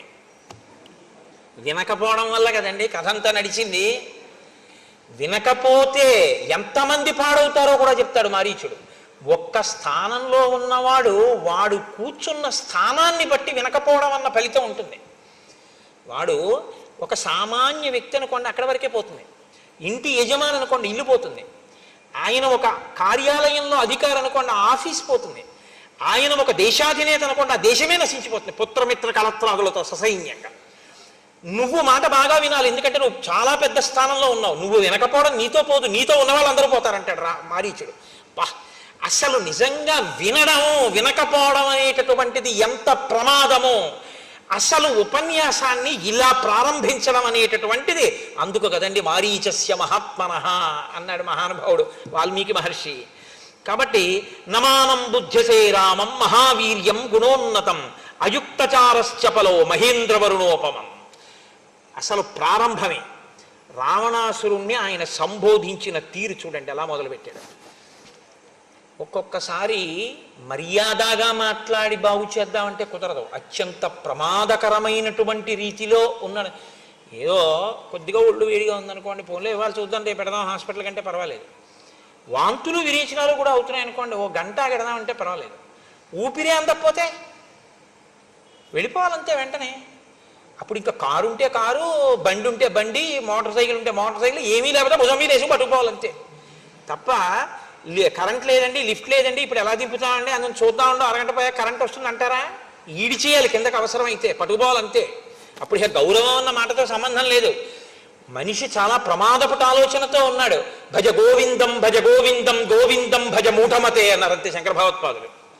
అవసరాన్ని బట్టి సంబోధన అలా ఉంటుంది, ఆ పరిస్థితిని బట్టి అలా మాట్లాడవలసి ఉంటుంది.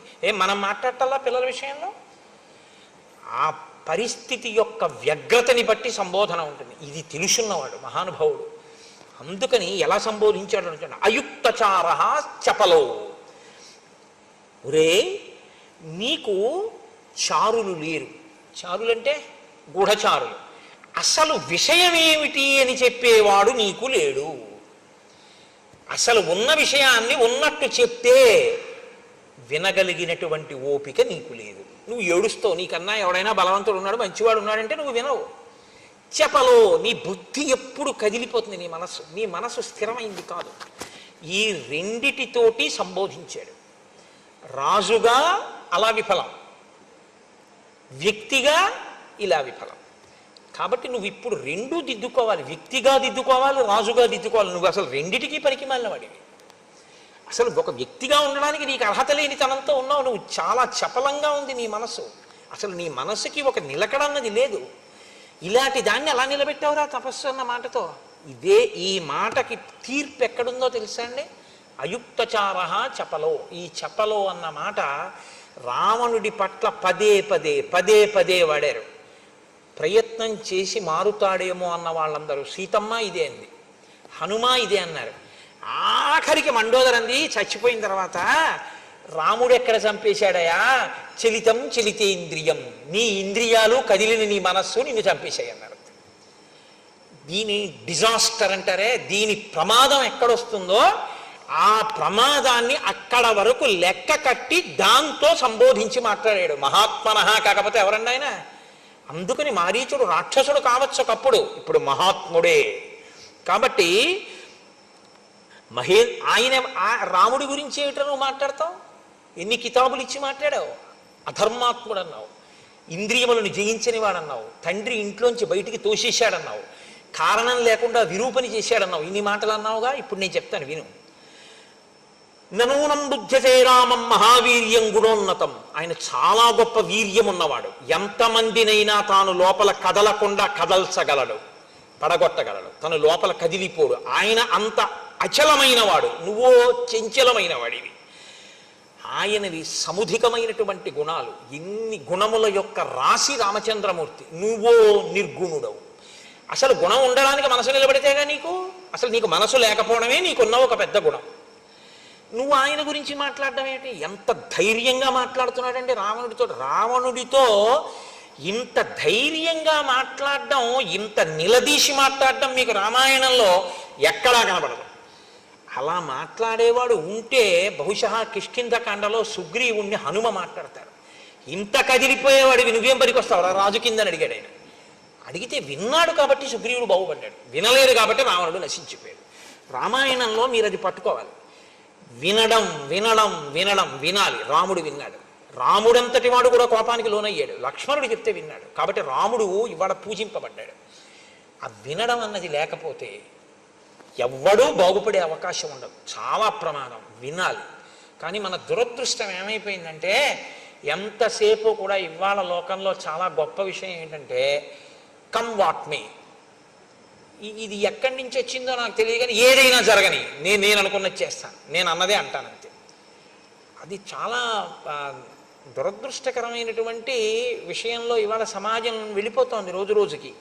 కాబట్టి అపి స్వస్తి భవేత్తాత సర్వేషాం భువిరాక్షసాం అపి రామో సుసంకృద్ధ అరాక్షసం. నువ్వు ఏమనుకుంటున్నావో రావణ నాకు తెలియదు, కానీ రాముడి యొక్క భార్య అయిన సీతమ్మని అపహరిస్తానని నువ్వు అంటున్నావు కదా. అసలు నిజంగా నువ్వు సీతమ్మని అపహరించడం మాట పక్కన పెట్టు. రాముడికి రాక్షసుల మీద కోపం అంటూ వస్తే ఈ లోకంలో ఇంకా రాక్షసుడు అన్నవాడు బతకడు. కాబట్టి ఇప్పుడు నువ్వేం చేస్తున్నావో తెలుసా? సీతమ్మని అపహరించడం మాట పక్కనెట్టు, ఈ ఆలోచన చేస్తున్నావని రాముడికి తెలిస్తే చాలు రాక్షస జాతి మీద కోపం వస్తుంది. అసలు ఇక రాక్షస జాతి ఉండదు, అంత ప్రమాదపుట ఆలోచన చేసేవాడు. అపితే జీవితాంతాయ నోత్పన్నా జనకాత్మజ అపి సీతానిమిత్తంచ నభవేద్ వ్యసనం మమ. ఇది అసలు నిన్ను చంపడానికే సీతమ్మ పుట్టిందా అని నాకు అనుమానంగా ఉంది అన్నాడు ఆయన. ఎంత అబ్బో ఎలా అనేసాడో అసలు ఆశ్చర్యంగా ఉంటుందండి. అందుకే కదండి ఆవిడ జననం. ఉద్ధిత అయోనిజగా పుట్టింది కదా తల్లి, భూమిని చీల్చుకుని. అవతార ప్రయోజనం అదే కదా. కాబట్టి అసలు నిన్ను చంపడానికే పుట్టిందా? నీతో పోతుందా? లంకంతా పోతుందేమో, నేను పోతానేమో నిన్ను ఆశ్రయించినందుకు, నీ వెనక ఉన్నందుకు నేను పోతానేమో. అసలు ఎవరో నీ దగ్గర చాలా స్నేహంగా ఉన్నట్లు ఉంటూ నిన్ను నాశనం చేసేవాళ్లే ఎవరో నీకు ఈ మాటలు చెప్పి ఉండాలి సీతాపహరణం చేయమని. నచ పిత్రాపరిత్యక్తో నామర్యాద కథంచన నలుబ్ధో నచ దుశ్శీలో నచ క్షత్రియ పంసన. చూడండి, ఒక్కొక్క చోట పాయింట్ టు పాయింట్ ఖండించారంటారే, మారీచ ప్రసంగం అలా ఉంటుంది. రావణుడు ఏవన్నాడో వాటన్నింటినీ ఏకసంతాగ్రాహి అయి అన్న ప్రతి మాటని ఖండిస్తాడు. నువ్వేమన్నావు? రాముణ్ణి తండ్రి ఇంట్లోంచి వెళ్ళగొట్టాడు అన్నావు. తప్పు. ఆయన అలా వెళ్ళగొట్టపడలేదు. ఆయన మర్యాద తెలియనివాడు కాడు, ఆయన లుబ్ధుడు కాడు, ఆయన అన్నిటినీ కోరేవాడు కాడు, ఆయన దుశ్శీలుడు కాడు, క్షత్రియుల ఎందు అధముడైనటువంటి వాడు అసలే కాడు. ఆయన నచ ధర్మ గుణైర్హీన కౌసల్యానందవర్ధన నతీక్ష్ణో నచ భూతానాం సర్వేషాం అహితేరత. భూతములకు అహితము చేసేటటువంటి వాడు, అపకారము చేసేటటువంటి వాడు అసలు కాడు, క్రోధమున్నవాడు కాడు, ధర్మగుణములు లేనివాడు కాడు. ఆయన అన్ని విధములుగాను యోగ్యుడు. వంచితం పితరం దృష్ట్వా కైకయ్యా సత్యవాదినం కరిష్యామీతి ధర్మాత్మా తాత ప్రవ్రజితో వనం కైకయ్యా ప్రియకామార్థం పితుర్దశరథస్య చ హిత్వా రాజ్యంచ భోగాంశ్చ ప్రవిష్టో దండకాననం.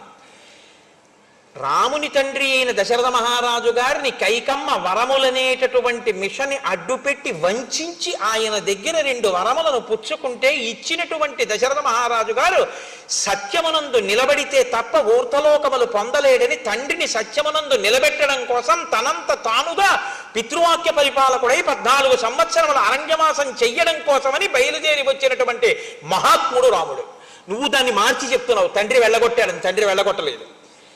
అసలు ఇన్ని తెలిసి అలా మాట్లాడుతుంటే మారాలి, ఖచ్చితంగా మారే గుణం ఆయనకి లేదు. రామో విగ్రహవాన్ ధర్మ సాధు సత్యపరాక్రమ రాజా సర్వస్య లోకస్య దేవానాం అఘవానివ. రామో విగ్రహవాన్ ధర్మ, ధర్మాన్ని తీసుకొచ్చి ఒక చోట రాశీభూతంగా నిలబెట్టి ప్రాణం పోస్తే ఆ ధర్మం కదిలి వెడుతుంటే చూడాలి అనుకుంటే అదే రాముడు కదిలి వెడుతున్న ధర్మం. ధర్మానికి హాని చేద్దామనుకున్నవాడు బతికి పట్టకట్టడం. సాధువు, ఆయన సత్పురుషుడు. సత్యపరాక్రమ, ఆయన నిరంతరము సత్యమునే అనుష్ఠిస్తాడు కాబట్టి అదే ఆయన పరాక్రమం. కాబట్టి చెక్కు చెదరదది. రాజా సర్వస్య లోకస్య, రాముడు ఇక్కడ కాదు, ఈ రాజ్యానికి కాదు, సమస్త లోకములకు రాజు. అంటే ఆయన ఎవరో, రాముడెవరు అన్న సత్యాన్ని మారీచుడు గ్రహించగలిగాడు. దేవానాం అఘవానివ, దేవతలకు ఇంద్రుడు ఎటువంటి వాడో రాముడు అటువంటి వాడు. నువ్వు సీతమ్మను అపహరిస్తానన్నావుగా, కథం తం తస్య వైదేహీం రక్షితాం స్వేన తేజస ఇచ్చసి ప్రసభం హర్తుం ప్రభామివ వివస్వతః. ఆ సీతమ్మ రాముని చేతనే రక్షింపబడుతుంది, రామలక్ష్మణులని దూరంగా పంపితే నువ్వు అపహరించగలను అనుకుంటున్నావు. పిచ్చాడా? సీతమ్మ తన తేజస్సుతో తనని తాను రక్షించుకుంటుంది. ఆమె తేజస్సు ఏమిటో తెలుసా? ఆవిడ పాతివ్రత్యమే. పాతివ్రత్యం ఉన్న సీతమ్మని నువ్వు అపహరించలేవు అంటే మీరు ఒక విషయాన్ని ఖండితంగా తెలుసుకోవలసి ఉంటుంది. బంగారు చుక్కలున్న మృగంగా మారీచుడి వెళ్ళినా ఆయనకు ఒక విషయం తెలుసు. నేను హా సీత హా లక్ష్మణ అంటూ పడిపోయినా సీతాపహరణం రావణుడు చెయ్యలేడు. సీతాపహరణం అంటూ జరిగితే సీతమ్మ వెళ్ళింది తప్ప సీతని రావణుడు అపహరించలేదు. సీతమ్మే వెళ్ళడం అంటూ జరిగితే అది రావణ సంహారానికే వచ్చింది తప్ప ఇంకో ప్రయోజనానికి కాదు. కాబట్టి నేను నిమిత్తం, వాడు అనుకుంటున్నాడు నేను ఎడితే వాడు ఎత్తుకెళ్ళగలని ఒత్తి మాట. లేకపోతే ఈ మాట ఎలా చెప్పగలడండి మహాత్మనః? కాబట్టి కథం తం తస్య వైదేహీం రక్షితాం స్వేన తేజస, తన తేజస్సుతో తనని తాను రక్షించుకుంటుంటుంది ఆవిడ. ఇచ్చసి ప్రసభం హర్తుం ప్రభామివ వివస్వతః. ఏట్రా బలవంతంగా పట్టుకొస్తానంటే ఏట్రా? ఎంత బలం ఉంటే మాత్రం సూర్యుడి కాంతిని పట్టరా చూస్తాను. నీకు బలం ఉండొచ్చు, బలం ఉంటే సూర్యుడి కాంతి పట్టుకెళ్ళిపోగలవా? అదిలా. ఇప్పుడు మీకు బలం ఉందండి, ఒక ఉదాహరణ బాగా చెప్పాలంటే కోటేశ్వరారు మెళ్ళ రుద్రాక్షమాలు లాగేయచ్చు, కోటేశ్వరారు ఉత్తరీయం లాగేయచ్చు. కోటేశ్వరరావు గారు మాట్లాడేటటువంటి విధానాన్ని మీరు లాగేయలేరుగా. అది కోటేశ్వరరావు గారిలో అంతర్గతమైన శక్తి. అంటే ఇదేదో పెద్ద గొప్ప విషయం, నేనేదో పెద్ద భక్తనని నేను మాట్లాడలేదు, ఒక ఉదాహరణకి చెప్పాను అంతే. నాది నా విభూతి, నేను నా విభూతి 2 విడదీయబడవు. రాముని విభూతి రామశక్తి సీతమ్మ. రాముడి నుంచి రామశక్తి ఎందుకు విడుతుంది? విడదు. విడితే దాని అర్థం ఏమిటో తెలుసా? మహామాయా విశ్వం భ్రమయతి పరబ్రహ్మ మహిషి. నీ కొంప ముంచడానికి రావాలి ఆవిడంతే, తప్ప ఇంకోటి కాదు. నీకు అర్థం కావట్లేదు చెప్తే వినవు, నాకు తెలుసు, అయినా చెప్తాను, నా కర్తవ్యం. కాబట్టి బలాత్కారంగా తీసుకెళ్లడం అన్నది కుదిరే పని కాదు. నీకు చెప్తున్నాను, సూర్యకాంతిని తీసుకెళ్లలేవు. అప్రమేయం హి తత్తేజో యస్య సా జనకాత్మజ నత్వం సమర్థతాం హర్తుం రామ చాపాశ్రయామ్మనే. నీవు ఆ సీతమ్మని తీసుకెళ్ళిపోతా అంటున్నావు కదా. అప్రమేయం హి తత్తేజో, అసలు ఆవిడ యొక్క తేజస్సు, ఆవిడ రక్షించుకోగలిగిన సమర్థతే కాకుండా ఆవిడ తేజస్సుతో ఆవిడ ఏ పనులు చెయ్యగలదు అన్నదాన్ని ఊహించడం సాధ్యం కాదు. ఇప్పుడు నువ్వు ఆవిడ జోలికెడితే ఆవిడ తేజస్సు ఆవిడ్ని రక్షించుకోవడానికి పనికి రావడమే కాదు, నిన్ను లంకని నాశనం చేయడానికి పనికొస్తుంది ఆ తేజస్సు. ఏమిటనుకుంటున్నావు? ఇదేగా చిట్ట చివర భాస్కర రామాయణంలో భాస్కరుడు అంటాడు, నీకంఠర్పిత కాలపాశము శిరో నిర్ఘాత పాతంబు లంకౌక సంచయ కాళరాత్రి గలబద్ధో దగ్ర కాళాహి కన్యాకారాగత మృత్యువున్ జనక కన్యన్వేగ నొప్పించి అంటాడు. పిచ్చాడా అలా అనుకుంటున్నావు, సీత అంటే నీకు కనబడినట్టు అనుభవైక వేద్యమైన ఒక స్త్రీ కాదంటాడు. అది అది ఆయనకి అర్థం కాకుండా ఉంచడం, అర్థమయ్యేటట్టు ఒకడిని అనుగ్రహించడం మాయ యొక్క స్వభావం. పరబ్రహ్మ మహిషి అందుకు కదండి శివధనస్సు ఎక్కువ పెట్టినవాడు, ఉంచినవాడు, అటువంటి ఎవడు మాయని భరించగలడో, వహించగలడో, నియమించగలడో వాడు పురుషోత్తముడు, వాడు పరబ్రహ్మం. పరబ్రహ్మము యొక్క శక్తి మాయ. కాబట్టి నీకేం తెలుసు, ఆవిడ వల్ల పాడైపోతావు, నశించిపోతావు. ఇది అందుకని మహాత్మనః. అసలు నరుడిగా ఉన్న రాముడు ఎవరో కూడా చెప్పగలుగుతున్నాడు మారీచుడు. ఇవాళ ఆయన తపస్సు ఎలా చేశాడన్నది పక్కన పెట్టండి, ఆయనకు ఒక సత్యం ద్యోతకమైంది, ఒక గొప్ప సత్యం ద్యోతకమైంది మారీచుడికి. కాబట్టి అటువంటి సీతమ్మని నువ్వు అపహరించి తేవడం అనేటటువంటిది కుదరదు. తస్య సా నరసింహస్య సింహోరస్కస్య భామిని ప్రాణేభ్యోపి ప్రియతర భార్యా నిత్యమనువ్రత. ఆమె పాతివ్రత్యం ఏమిటో తెలుసా? నరులయందు సింహము వంటి వాడు రాముడు. సింహం యొక్క వక్షస్థలం ఎలా ఉంటుందో అటువంటి వక్షస్థలం ఉన్నవాడు రాముడు. అటువంటి రాముని యొక్క ప్రాణము వంటిది సీతమ్మ. ప్రాణం ఎక్కడ ఉంటుందండి? గుండెల్ని కదా ఆధారం చేసి చెప్తాం. అంటే ఆయన గుండెల్లో ఆవిడుంది, ప్రాణంతో సమానమైనటువంటిది. ఆయనని నిత్యము అనువర్తిస్తుంది. నాకు ప్రాణం సీతమ్మ అంటే అంటావేమో, ఆమె ఆయన్ని అనువర్తిస్తుంది. నువ్వు తీసుకొచ్చినా నీ ప్రాణం పోవడానికి పనికొస్తుంది. కాబట్టి పిచ్చాడా ఆవిడ్ని తీసుకొస్తానంటే ఏంటి? జీవితంచ సుఖం చైవ రాజ్యం చైవ సుదుర్లభం యదీచ్ఛసి చిరం భోక్తం మా కృధారామ విప్రియం. నీ జీవితం బాగుండాలనుకుంటున్నావా? సుఖంగా ఉండాలనుకుంటున్నావా? రాజ్యం బాగుండాలనుకుంటున్నావా? చాలా కాలం సుఖాలు అనుభవిద్దాం అనుకుంటున్నావా? మా కృధారామ విప్రియం. రామచంద్రమూర్తికి అపకారం చేద్దామన్న ఆలోచన అసలు చెయ్యకు. అసలు ఆలోచన చేయకు. నేను నయం చేయనన్నానని ఇంకోటి దగ్గరికి వెళ్ళకు. అసలు ఆలోచన వదిలిపెట్టేసి అంటూ, నేను ఎప్పుడో ఒకనకొకప్పుడు పూర్వకాలంలో యజ్ఞధ్వంసం చేస్తుండేవాడిని. విశ్వామిత్ర మహర్షి దశరథ మహారాజు గారి దగ్గరికి వెళ్ళి రామలక్ష్మణుల్ని ఇద్దరినీ కూడా యజ్ఞరక్షణ కొరకు తీసుకొచ్చారు. అప్పటికి ఆయన చాలా చిన్నపిల్లవాడు. నేను విశ్వామిత్రుడు యాగం చేస్తుంటే ఆ యాగంలో తీసుకెళ్లి యాగభంగం చేయడం కోసమని వెయ్యకూడని పదార్థములు వేయడానికి దగ్గరగా వెళ్ళాను. పిల్లవాడే కదా, ఇతను ఏం చేస్తాడనుకున్నాను. అప్పటికి రాముడు ఎంతవాడో తెలుసా? రావణ అజాత వ్యంజన శ్రీమాన్ పద్మపత్ర నిభీక్షణ ఏకవస్త్రధరో ధన్వీ శిఖీ కనకమాలయ. అజాత వ్యంజన శ్రీమాన్, ఇంకా పురుష లక్షణములు పుట్టనివాడు. అంటే ఇంకా మీసాలు కూడా రాలేదు ఆయనకి. పద్మపత్ర నిభీక్షణ, చక్కటి ఆ కనుదోయి కలిగినటువంటి వాడు. పద్మపత్రములు ఎలా ఉంటాయో అటువంటి నేత్రములు కలిగినటువంటి వాడు. ఏకవస్త్రధరో ధన్వి, బ్రహ్మచర్యమునకు అనుగుణంగా ఏకవస్త్రం కట్టుకునేటటువంటి వాడు. శిఖి, పిలక పెట్టుకుని ఉంటాడు. కనకమాలయ, అటువంటి రామచంద్రమూర్తి బాలచంద్రుడు వస్తే ఎలా ప్రకాశిస్తుందో దండకారణ్యం ఆయన వస్తే అలా ప్రకాశించింది. చిన్న పిల్లవాడు వస్తే శోభయం దండకారణ్యం దీప్తేన స్వేన తేజస అదృశ్యత తతో రామో బాలచంద్ర యువోదిత. బాలచంద్రుడి చేత ఆకాశము ప్రకాశించినట్టు దండకారణ్యమునకు వచ్చినటువంటి చిన్ని రాముని వలన అలా ప్రకాశించింది. నేను ఆ చిన్న రాముడు మన్నేం చేస్తాడని యజ్ఞభంగం చెయ్యబోయాను. ఆయన మానవాస్త్రం పెట్టి కొట్టాడు నన్ను. కొడితే 100 యోజనముల సముద్రం యువతలకు వచ్చి నేను సముద్రంలో పడిపోయాను. నా అదృష్టం కొద్దీ ప్రాణాలు పోలేదు, బతికాను. అప్పటి నుంచి నాకు రాముడంటే చాలా భయం. అంత చిన్న పిల్లాడు కొట్టాడు నన్ను మానవాస్త్రం పెట్టి 100 యోజనముల దూరం వెళ్ళి పడేటట్టు. ఆ తర్వాత ఆయన యవ్వనంలోకి వచ్చాడు, పెళ్లి చేసుకున్నాడు.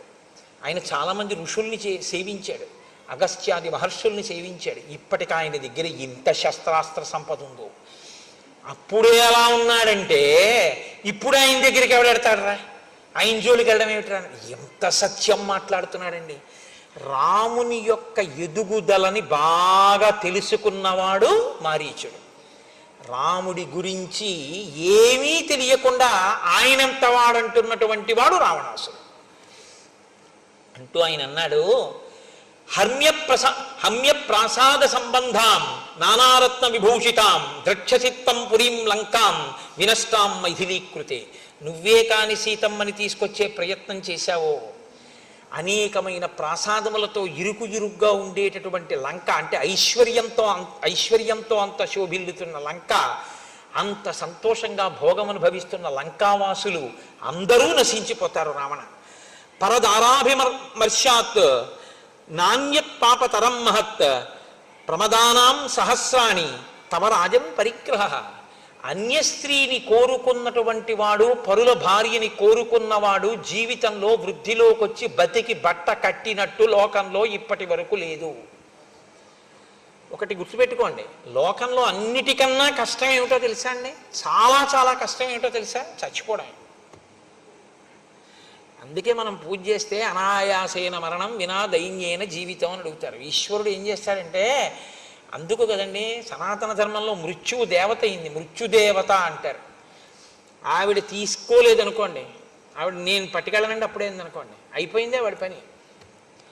నేను ఒకనకొకప్పుడు కాకినాడలో ఒకసారి ఉపన్యాసం చెప్తుంటే, పేరెందుకు చెప్పాలి, ఒకప్పుడు మంచి బలాఢ్యుడై ఉండేటటువంటి వ్యక్తి, నేను ఇంకొక కోణం మాట్లాడకూడదు, ఆయన మీరు ఇక్కడ దాకా వచ్చారని తెలిసింది, ఒక్కసారి మిమ్మల్ని చూస్తానంటున్నారు కోటేశ్వరారు, ఒక్కసారి మా ఇంటికి రండి అని అడిగింది వాళ్ళ ఆవిడే. అడిగితే నేనన్నాను, ఎందుకమ్మా నేను రావడం ఎందుకు, వారం రోజుల నుంచి చెప్తాడు కదా ఆయన రమ్మనండి ఒకసారి, ఇక్కడికి వచ్చి వింటారు కదా కాసేపు అన్నాను. అంటే ఆవిడంది, ఆయన రాగలిగిన స్థితిలో లేరు అసలు, ఆయన ఇప్పుడు మంచం మీద ఉన్నారండి. అంటే నాకు జాలేసింది, అయ్యో అటువంటిప్పుడు మనం వెళ్ళడానికి భేషజం ఏంటి, ఏదో ఇక్కడికే రావచ్చు కదా అన్నాను. కానీ ఆయన నన్ను చూడాలి పాపం మంచాన ఉన్నారంటే నేను వెళ్ళాలి కదా అమ్మ, రేపు కొంచెం తొందరగా వచ్చి మీ ఇంటికి వస్తాను. తొందరగా వచ్చి వాళ్ళ ఇంటికి వెళ్ళాను. వెళితే ఆవిడంది, నేను ఆ మేడ మీదకి తీసుకెళ్తున్నారు నన్ను, ఆయన ఉన్న గదిలోకి తీసుకెళ్తే ఆవిడంది, అయ్యా ఏమనుకోకండి మీ ఉత్తరీయం తీసి కొంచెం ముక్కుకు అడ్డంగా కట్టుకోండి అన్నారు ఆవిడ. అంటే నేను తెల్లబోయాను, ఎందుకమ్మా కట్టుకోవడం ఎందుకన్నాను, మీరు లోపలికి దాకా రాలేరు అన్నారు ఆవిడ. ఇటు అలా ఎందుకు ఉంటుందా అనుకుని నేను ముక్కుకి ఉత్తరీయం అడ్డు పెట్టుకుని ఆ దగ్గరికి వెడితే ఆయనకి 2 కాళ్ళు చెయ్యి నోరు కూడా పడిపోయాయి. పడిపోతే దొల్లలేడు, మలమూత్రములు తనవి తాను విసర్జించలేడు, తీయలేడు, ఏదీ పడదు, ఎప్పుడూ అతిసారమే, ప్రాణం పోదు. అసలు నేను గుర్తుపట్టలేకపోయినా ఆయన అస్థిపంజరంలో ఉన్నాడు. మలమూత్రములు వెళ్ళి వెళ్ళి వెళ్ళి వెళ్ళి మొత్తం ఆ గజంతా వాసన పట్టేసి 10,000 ఇస్తానన్నా ఎవ్వరూ మేము పనిచేయమన్నారు. అన్నం లేకపోతే ఎక్కడో సత్రంలో తింటాం కానండి మేము చేయమన్నారు. కాబట్టి ఇప్పుడు భార్య కూడా వెళ్ళి చేసే పరిస్థితి కాదు. కాబట్టి ఇప్పుడు ఆయన నా వంక ఇలా తల తిప్పి చూసి కనుల కొనుకులలోంచి ఇలా నీళ్లు కారితే నమస్కారం చేద్దామని ఉంది ఆయనకి. పాపం నా మీద ఎక్కడో ప్రేమ మిగిలిపోయింది. చేతులు లేవు, నమస్కారం చేయలేడు. కనుకులుకుల వెంట ఇలా నీళ్లు కారిపోతుంటే ప్రయత్నపూర్వకంగా నేను అయ్యయ్యో ఏం పర్వాలేదు అందామని 1-2-3 అడుగులు వేయిపోయి ఆగిపోయాను హఠాత్తుగా. ఎందుకో తెలుసా అండి, పురుగులు పట్టాయి అప్పటికే. శవం చాలాసేపు ఒక చోట ఉంటే చలికంపులా వస్తుంది, అటువంటి చలికంపు గదంతా 2 అడుగులే వేయగలిగాను నేను. ఇంకా వెళ్ళలేకపోయాను. ఏం పర్వాలేదులేండి అందామంటే మరి ఉత్తరీయం కిందకి జారాలి, నేను ఇంకా ఉండలేకపోయాను, వెళ్ళిపోయాను. ఆ తర్వాత 6 నెలలు ఉన్నాడు ఆయన అలాగా. ఈ దేనికి ఉన్నట్టు అంటే బాధ అనుభవించడానికి ఉన్నాడు. అందుకే మన వాళ్ళు మృత్యువుని దేవతని ఎందుకంటారో తెలుసా అండి, ఈ శరీరము జర్జరీభూతం అయిపోతే దీంట్లోంచి సునాయాసంగా ఆవిడ విడిపించేసింది అనుకోండి, అమ్మయ్య అంట. లేకపోతే ఇప్పటికే చాలా ఖర్చు అయిపోయిందండి, ఇప్పుడు మాత్రం ఏం చేస్తాడు అని ఇంటికి తీసుకెళ్లరు. ఇప్పుడు ఆయన్ని ఎక్కడ పెడతామంటారు, అన్నదమ్ములు వాటాలు వేసుకుంటారు, వీధరుగు మీద పెడతారు, ఆ గదిలో పెడతారు. పలకరించేవాడు ఉండడు, చూసేవాడు ఉండడు, తను అలా పడి ఉండాలి. అలా తీసుకెడుతుంది కాబట్టే సనాతన ధర్మంలో మృత్యువుకి కూడా దేవతాస్థానం ఇచ్చి గౌరవించారు. కాబట్టి వెళ్ళిపోవడం అనేటటువంటిది అంత తేలిక కాదు. రావణ ఏదో అనుకుంటున్నావు, నీ ఒక్కడివి వెళ్ళిపోతాను అనుకుంటున్నావా సీతమ్మ జోలికెడితే? ఇంత భోగం అనుభవిస్తున్న లంక వెళ్ళిపోతుంది అన్నాడు. నిజంగా ఆ ఒక్క మాట కొంచెం జీర్ణం అయ్యి ఉంటేనండి రావణుడికి, అది ఎలా అన్నాడంతే, ఒకవేళ అది కూడా అయితే అని ఆలోచించి ఉంటే నా కళ్ళ ముందు ఇంతమంది వెళ్ళిపోయి నేను ఒక్కనే మిగిలిపోతే ఉన్నట్టా ఊడిపోయినట్టా అని ఒక ఆలోచన చేసి ఉంటే బహుశా మార్పు వచ్చి ఉండేదేమో. అసలు వినడం అన్న గుణం లేదు కదండి. ఇదే అది వద్దు ఎక్కడం. అందుకు కదండి మహానుభావుడు సులభాహ పురుషారాజంచతం ప్రియవాదిన అప్రియస్యతు పత్యస్య వక్త శ్రోతాచ దుర్లభ అంటూ మొదలెట్టాడు. ఏమి మారీచుడండి మహానుభావుడు. కాబట్టి నాశనం అయిపోతుంది రా లంక. నా మాట విను, వెళ్ళకు సీతమ్మ జోలికి. పరదార జోలికి వెళ్ళి బాగుపడిన వాడు లేడు. అంటే పరదార జోలికి వెళ్ళావో అంత తొందరగా మృత్యువు రాదు. అప్పుడు వస్తుంది. అప్పుడు ఈశ్వరుడు ఏం చేస్తాడంటే తీర్పు స్థానంలో కూర్చుంటాడు. తీయడు, ఉండి ఉపయోగం ఉండదు. అప్పుడు అనుభవంలోకి వస్తుంది పాపం. ఎవరు చూసేవాళ్ళ? అమ్మో సీతమ్మ సుందరకాండలో మాట్లాడుతుంది, ఇంకా వాతలు పెట్టేస్తుంది ఆవిడ. అయితే మాత్రం ఆయనకి అంటిందా? కాబట్టి భవస్వదార నిరత స్వకులం రక్ష రాక్షస మానం బుద్ధించ రాజ్యంచ జీవితం చేష్టమాత్మన కళత్రాణి చ సౌమ్యాని మిత్రవర్గం తథైవచ యదిచ్ఛసి చిరం భోక్తం మాకృధా రామ విప్రియం. నీ దార యందు, నీ భార్యల యందు నువ్వు తృప్తి పొందు. నీ కులాన్ని నువ్వు రక్షించుకో. నీ యొక్క గౌరవాన్ని నువ్వు కాపాడుకో. నీ బుద్ధిని సక్రమంగా ఉంచుకో. నీ రాజ్యాన్ని కాపాడుకో. నీ జీవితాన్ని కాపాడుకో. కళత్రానికి సౌమ్యాన్ని, నీ యొక్క భార్యలతో నువ్వు సంతోషంగా ఉండాలని నువ్వు కోరుకుంటే, మిత్రవర్గం తథైవచ, నీ మిత్రులు సంతోషంగా ఉండాలని కోరుకుంటే, యదీచ్ఛసి చిరం భోక్తం, నువ్వు చాలా కాలం ఇలా సుఖాలు అనుభవించాలనుకుంటే మాకృధా రామ విప్రియం. రామునికి మాత్రం అపకారం చేద్దాము అని ఎప్పుడూ అనుకోకు.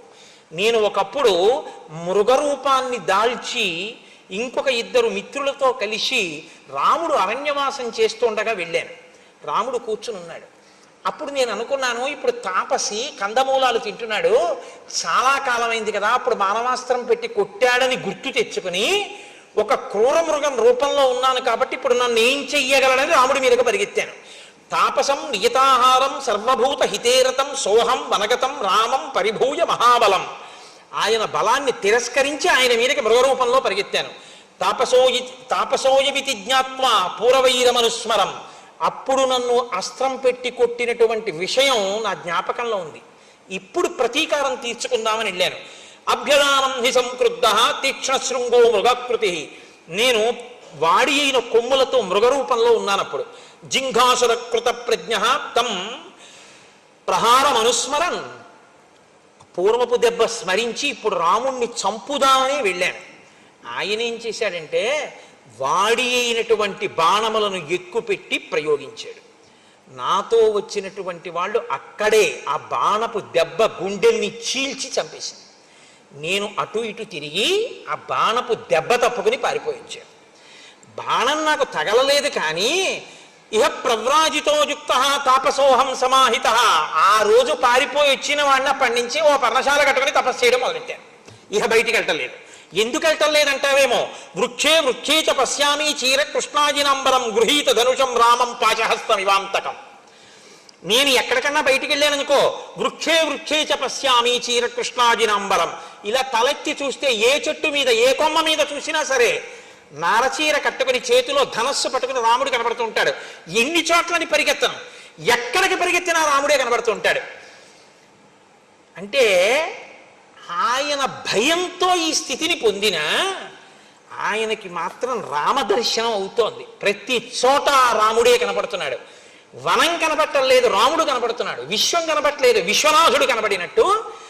లోకము స్థానంలో లోకేశ్వరుడు కనపడినట్టు ఆయనకి రాముడే కనపడుతున్నాడు. కానీ భక్తితో మాత్రం కాదు.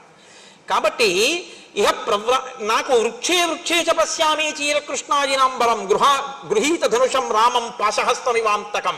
పైగా ఎలా కనపడుతున్నాడో తెలుసా? చేతిలో యమపాశం పట్టుకున్నటువంటి యమధర్మరాజు గారు ఎలా ఉంటాడో అలా కనపడుతున్నాడు. అంటే ఎప్పుడు కనపడ్డా రాముడు ప్రసన్నమూర్తిగా మాత్రం కనపడలేదు, క్రుద్ధుడై కనపడ్డాడు. ఆయనకి కోపంతో కనపడ్డాడు, రౌద్రంగా కనపడ్డాడు. అంటే ఈయన చాలా భయంతో కూడినటువంటి స్థితిలో ఉన్నాడు తప్ప తక్కువేమి మనకు రాముండొక్కడుండు వరకు అన్న స్థాయిని మాత్రం పొందలేకపోయాడు. అంటే గతం యొక్క అనుభవాలు ఇంకా ఈయన్ని వెంటాడాయి. అపి రామసహస్రాణి భీత పశ్యామి రావణ రామభూతమిదం సర్వం అరణ్యం ప్రతిభాతిమే. నాకు అపి రామ సహస్రాణి, సహస్రాణి అంటే 1000 అని కాదు, అనంతం. నాకు ఎక్కడ చూసినా రాముడే. ఆ రాముడిని చూసి భీత పశ్యామి రావణ, నాకు భయం వేసేస్తుంది. రామభూతమిదం సర్వం అరణ్యం ప్రతిభాతిమే, అరణ్యమంతా రాముడే, కొమ్మలు రాముడు. అదేంటి ఏదో సర్వం రామమయం అంటారు చూసారా, అసలు అలా కనపడింది మారీచుడికొక్కడికే. రామభూతమిదం సర్వం అరణ్యం ప్రతిభాతిమే, నాకు ఈ అరణ్యం అంతా రాముడై ప్రకాశిస్తోంది. నాకు ఇంకా చెట్లు, కొండలు, గుట్టలు, ఏర్లు, సెలయేర్లు, నదులు, నదములు ఇవేం నాకు కనపడవు, నాకు అన్ని రాముడే. కాబట్టి నాకు భయం. ఇది ఎక్కడ వరకు పోయిందో తెలుసా? పడుకుందామంటే దృష్ట్వా స్వప్నగతం రామం, కల వస్తే రాముడు వస్తాడు. కల దాటితే కదా సుషుప్తి. జాగ్రత్త నుంచి స్వప్నావస్థ, స్వప్నావస్థ నుంచి సుషుప్తి. అసలు నిద్ర పోదామంటే రాముడే. అందుకని నేను నిద్రపోయి చాలా కాలం అయింది. పోనీ జాగృతిలో ఉంటే రాముడే. కాబట్టి ఇప్పుడు నేను రాముడి నుంచి తప్పించుకోగలిగిన స్థితిలో లేను. నేను ఎప్పుడూ రాముడు అలా చూస్తూ ఉంటాడు, నాకు అటువంటి రాముడు కనపడుతూ ఉంటాడు. నేను అలాగే భయం భయంగా ఒక చోట నక్కి ఉంటాను. నాకు ఎంత భయం పట్టేసిందో తెలుసా రాముడంటే? రావణ రకారాదీని నామాని రామత్రస్తస్య రావణ రత్నాని చరధాశ్చీమాత్రా సంసంజనయంతిమే. నా దగ్గరికి ఎవరైనా వచ్చి రాతో మొదలెట్టినటువంటి అక్షరంతో ప్రారంభమైన పదాన్ని పలకబోయి రత్నం అందామని అన్నారనుకో, నేను పారిపోతాను. రామ అంటాడేమో తర్వాత. రత్నాని చ రథాశ్చైవ, రథం అందామని రా అన్నాడు అనుకోండి, నేను పారిపోతాను. ఎందుకంటే తర్వాత మా అంటాడేమో అని భయం. నాకు రా అని వినపడితే పారిపోతాను. నాకంత భయం పట్టేసిందయా. నాకు రామ అంటే భయం, రాముడే నాకు కనపడుతూ ఉంటాడు. నాకు ఇంకేం కనపట్టలేదు వచ్చిన బాధ. నాకు చెట్లు పుట్టలు ఏం లేవు, అన్ని రాముడే.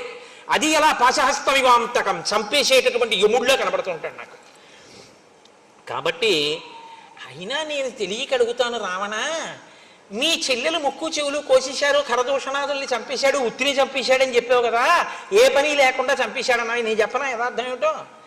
ఇది శూర్పణకాహేతో జనస్థానగతకర అతివృత్తో హతపూర్వం రామేణా కృష్ణకర్మణా అత్ర బ్రూహి యథాతత్వం కో రామస్య వ్యతిక్రమ. ఈ ఖరదూషణాదులనేటటువంటి వాళ్ళు మర్యాదని మరిచిపోయి రామచంద్రమూర్తికి ఇంతమందిని కలిసి యుద్ధానికి వెడితే రాముడు 14,000 మందిని యుద్ధంలో తెగటార్చాడు. శూర్పణక యుక్తాయుక్త విచక్షణ మరిచిపోయి రాముడి దగ్గరికి వెడితే ముక్కు చెవులు కోశాడు తప్ప అసలు విషయం తెలుసుకోకుండా నీ ఇష్టం వచ్చినట్టు మాట్లాడతాయండి. తప్పది. రాముడి దోషం ఏముందని ఇవాళ రాముడి భార్యను అపహరిస్తానంటున్నావు? నువ్వు అలా మాట్లాడకూడదన్నాడు. అసలు నిజంగానండి కుండ బద్దలగొట్టినట్టు అంటారు చూసారా, అంత స్పష్టంగా మాట్లాడేశాడు. ముందే చెప్తాడుగా, వక్తా శ్రోతాచ దుర్లభ. వినకపోవడం ఎంత ప్రమాదం తెస్తుందో మీరు రావణుడి వైపు చూడాలి. రావణుడు చూడండి ఎలా మాట్లాడతాడో. తం పద్యహిత వక్తారం మారీచం రాక్షసాధిప అబ్రవీత్ పరుషం వాక్యం అయుక్తం కాలచోదిత. కాలుని చేత చోదితమైన వాడు అంటే యమధర్మరాజు గారి చేత గ్రసింపబడడానికి సిద్ధంగా ఉన్నవాడికి మంచి మాట తలకెందుకు ఎక్కుతుంది? కాబట్టి ఎక్కలేదు. వాక్యం నిష్ఫలమత్యర్థం ఉక్తం బీజ మివోషరే. ఉషర క్షేత్రంలో పడినటువంటి విత్తనం ఎలా మొలకెత్తదో అలా మారీచుడు ఇంత కష్టపడి చెప్పినా రావణాసురుడి తలకెక్కలేదు. స్త్రీవాక్యం ప్రకృతం శుత్వా వనమేక పదే గతః. రాముడి గురించి అంత గొప్పగా చెప్తాయండి. ఒక ఆడదాని మాట విని వెంటనే హఠాత్తుగా లేచి అయోధ్య విడిచిపెట్టి అరణ్యవాసానికి పోయినటువంటి ఉద్రేకం ఉన్నవాడు రాముడు అంటే. అవశ్యంతు మయా తస్యా సంయుగే కరగాతినః ప్రాణై ప్రియతరా సీతా హర్తవ్యా తవ సన్నిధౌ. ఖరదూషణాదుల్ని సంహరించినటువంటి ఆ రాముడికి సరైనటువంటి శిక్ష ఆయన ప్రాణ సమానమైనటువంటి సీతని అపహరించడమే. అది కూడా నీ సమక్షంలోనే జరగాలి. అంటే నువ్వు నాకు ఉపకారం చేసి తీరాలి, చుక్కల జింకగా రావాలి. నా మాట వినద్దనుకుంటున్నావేమో. పంచరూపాణి రాజానో ధారయం చమితేజసౌః అగ్నేరింద్రస్య సోమస్య వరుణస్య యమస్య చ ఔష్ట్యం తథా విక్రమంచ సౌమ్యం దండం ప్రసన్నతాం. రాజు అంటే రాజు ఒక్కడే అనుకుంటున్నావేమో, రాజు 5 రూపాల్లో ఉంటాడు. ఆయన అగ్నేరింద్రస్య సోమస్య వరుణస్య యమస్య చ. అగ్ని స్వరూపం ఆయనే, ఇంద్రస్వరూపం ఆయనే, వరుణస్వరూపం ఆయనే, సోమస్వరూపం ఆయనే, యమస్వరూపం ఆయనే. 5 రూపాలలో ఉండి అగ్నిలా తీక్షణమైనటువంటి స్వభావాన్ని, ఇంద్రుళ్ళ పరాక్రమాన్ని, చంద్రుళ్ళ ఆహ్లాదకరత్వాన్ని, వరుణుళ్ళ దుష్ట నిగ్రహ లక్షణాన్ని యముడిలా ప్రసన్నతను సంతరించుకుని రాజు ఉంటాడు. కాబట్టి రాజుతో మాట్లాడేటప్పుడు ప్రసన్నుడవై అంజలి ఘటించి వినయంగా మాట్లాడడం నేర్చుకోవాలి. నేను అడగని విషయాలు నేను చెయ్యమనని బోధానాన్ని నాకెవడు చేయమనండి నిన్ను? ఇది ధూర్త లక్షణం కాదా? కాబట్టి నేను అడగండి నువ్వు ఎందుకు మాట్లాడుతున్నావు? మాట్లాడేటప్పుడు భక్తి శ్రద్ధ అవసరం కాదా? నేను పోతాను, నా రాజ్యం పోతుంది, లంక పోతుంది, ఇవే నువ్వు ప్రభువుతో మాట్లాడవలసిన మాటలు? నేను ఏది చెప్పానో అది నువ్వు చేయి చాలు. సంవర్ణస్త్వం మృగో భూత్వా చిత్రో రజత బిందుభిః ఆశ్రమే తస్య రామస్య సీతాయాః ప్రముఖే చర ప్రలోభయిత్వా వైదేహీం యథేష్టం గంతుమర్హసి. నువ్వు నేను చెప్పినట్టుగా బంగారు చుక్కలు కలిగినటువంటి మృగంలా వెళ్ళి సీతమ్మ తల్లి యొక్క సమీపంలో కదలాడు. రామచంద్రమూర్తి నిన్ను వేటాడడం కోసం వస్తారు. ఆ తర్వాత నేను సీతాపహరణం చేస్తాను. బతికితే నీ ఇష్టం, ఎక్కడికైనా పో. అపక్రాంతే తు కాకుచ్చే దూరం యత్వాప్యుదాహర హాసీతే లక్ష్మణేత్యేవం రామవాక్యానురూపకం. రామచంద్రమూర్తి కంఠం ఎలా ఉంటుందో అలాంటి కంఠాన్నే నువ్వు అనుకరిస్తూ హా సీత హా లక్ష్మణ అని దూరంగా వెళ్ళిన తరువాత అరవాలి. అరిస్తే రాముడికి అపకారం జరిగిందనుకుని లక్ష్మణుడు వెళ్ళిపోతాడు. లక్ష్మణుడు వెళ్ళిపోతే నేను సీతను అపహరిస్తాను. అపక్రాంతే చ కాకుచ్చే లక్ష్మణే చ యథాసుఖం ఆనయిష్యామి వైదేహీం సహస్రాక్ష శచీమివ. ఇంద్రుడు శచీదేవిని ఎలా తీసుకెడతాడో అలా నేను లక్ష్మణుడు దూరంగా వెళ్ళిన తర్వాత సీతమ్మని తీసుకెడతాను. రాజ్యస్యార్థం ప్రయచ్చామి మారీచ తవ సువ్రత.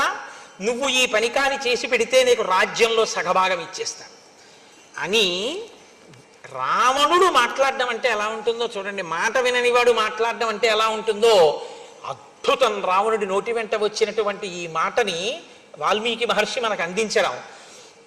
ఆసాద్యతం జీవిత సంశయస్తే మృత్యుర్ధ్రువో హ్యద్యమయా విరుధ్య ఏతద్యథావత్ ప్రతిగృహ్య.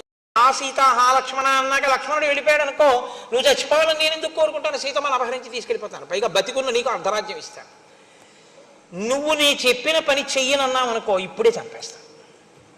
కాబట్టి చచ్చిపోవడం ఖాయం నీకు రెండు రకాలుగా. ఒకటి నా చేతిలో అన్నా చచ్చిపోవాలి, రెండు రాముడి చేతిలో అన్నా చచ్చిపోవాలి. రాముడి చేతిలో చచ్చిపోతావా నా చేతిలో చచ్చిపోతావా? రెండు. రాముడి దగ్గరికి వెడితే బతకచ్చేమో, ఇంతకన్నా ఇంకో మాట ఉండదు. ఎందుకో తెలుసా? రాముడి దగ్గరికి వెడితే ఇంకా జింక వేషంలో సీతమ్మ తల్లిని లోభ పెట్టడానికి వచ్చిన మృగము అని ఆయన కంఠాన్ని అనుకరించి పలికిన తరువాత ఆయన బాణం వేస్తే బతికుంటాడా? కాబట్టి ఇవ్వబడినటువంటి అవకాశం ఏమిటంటే నా చేతిలో చస్తావా రాముడి చేతిలో చస్తావా. మారీచస్య మహాత్మనః ఏం కోరుకుంటాడు? రాముడి చేతిలో చచ్చిపోవడాన్నే కోరుకుంటాడు. చచ్చిపోవడం అన్నది ఎలాగో తథ్యం, ఈ రాముడి చేతిలో ఎందుకు చావు? కాబట్టి ఆఖరి అవకాశంగా ఇంకొక మాట చెప్పి చూస్తాను ఏమంటాడో. కాబట్టి పాపం మారీచుడు మళ్ళీ 4 మంచి మాటలు మాట్లాడడం ప్రారంభం చేశాడు. ఆ మంచి మాటలు ఏమిటో ఏదో గబగబా చెప్పేయడం నాకు ఇష్టం లేదు. ఎందుచేతనంటే మారీచుడి మాటలంటే అత్యద్భుతం ఆ మాటలు. కాబట్టి రేపటి రోజున నేను ఆ మిగిలినటువంటి మాటల్ని చెప్పి మిగిలినటువంటి కథాక్రమాన్ని రామచంద్రమూర్తి ఎంతవరకు పలికిస్తే అంతవరకు రేపటి రోజున పలికేటటువంటి ప్రయత్నం చేస్తాను.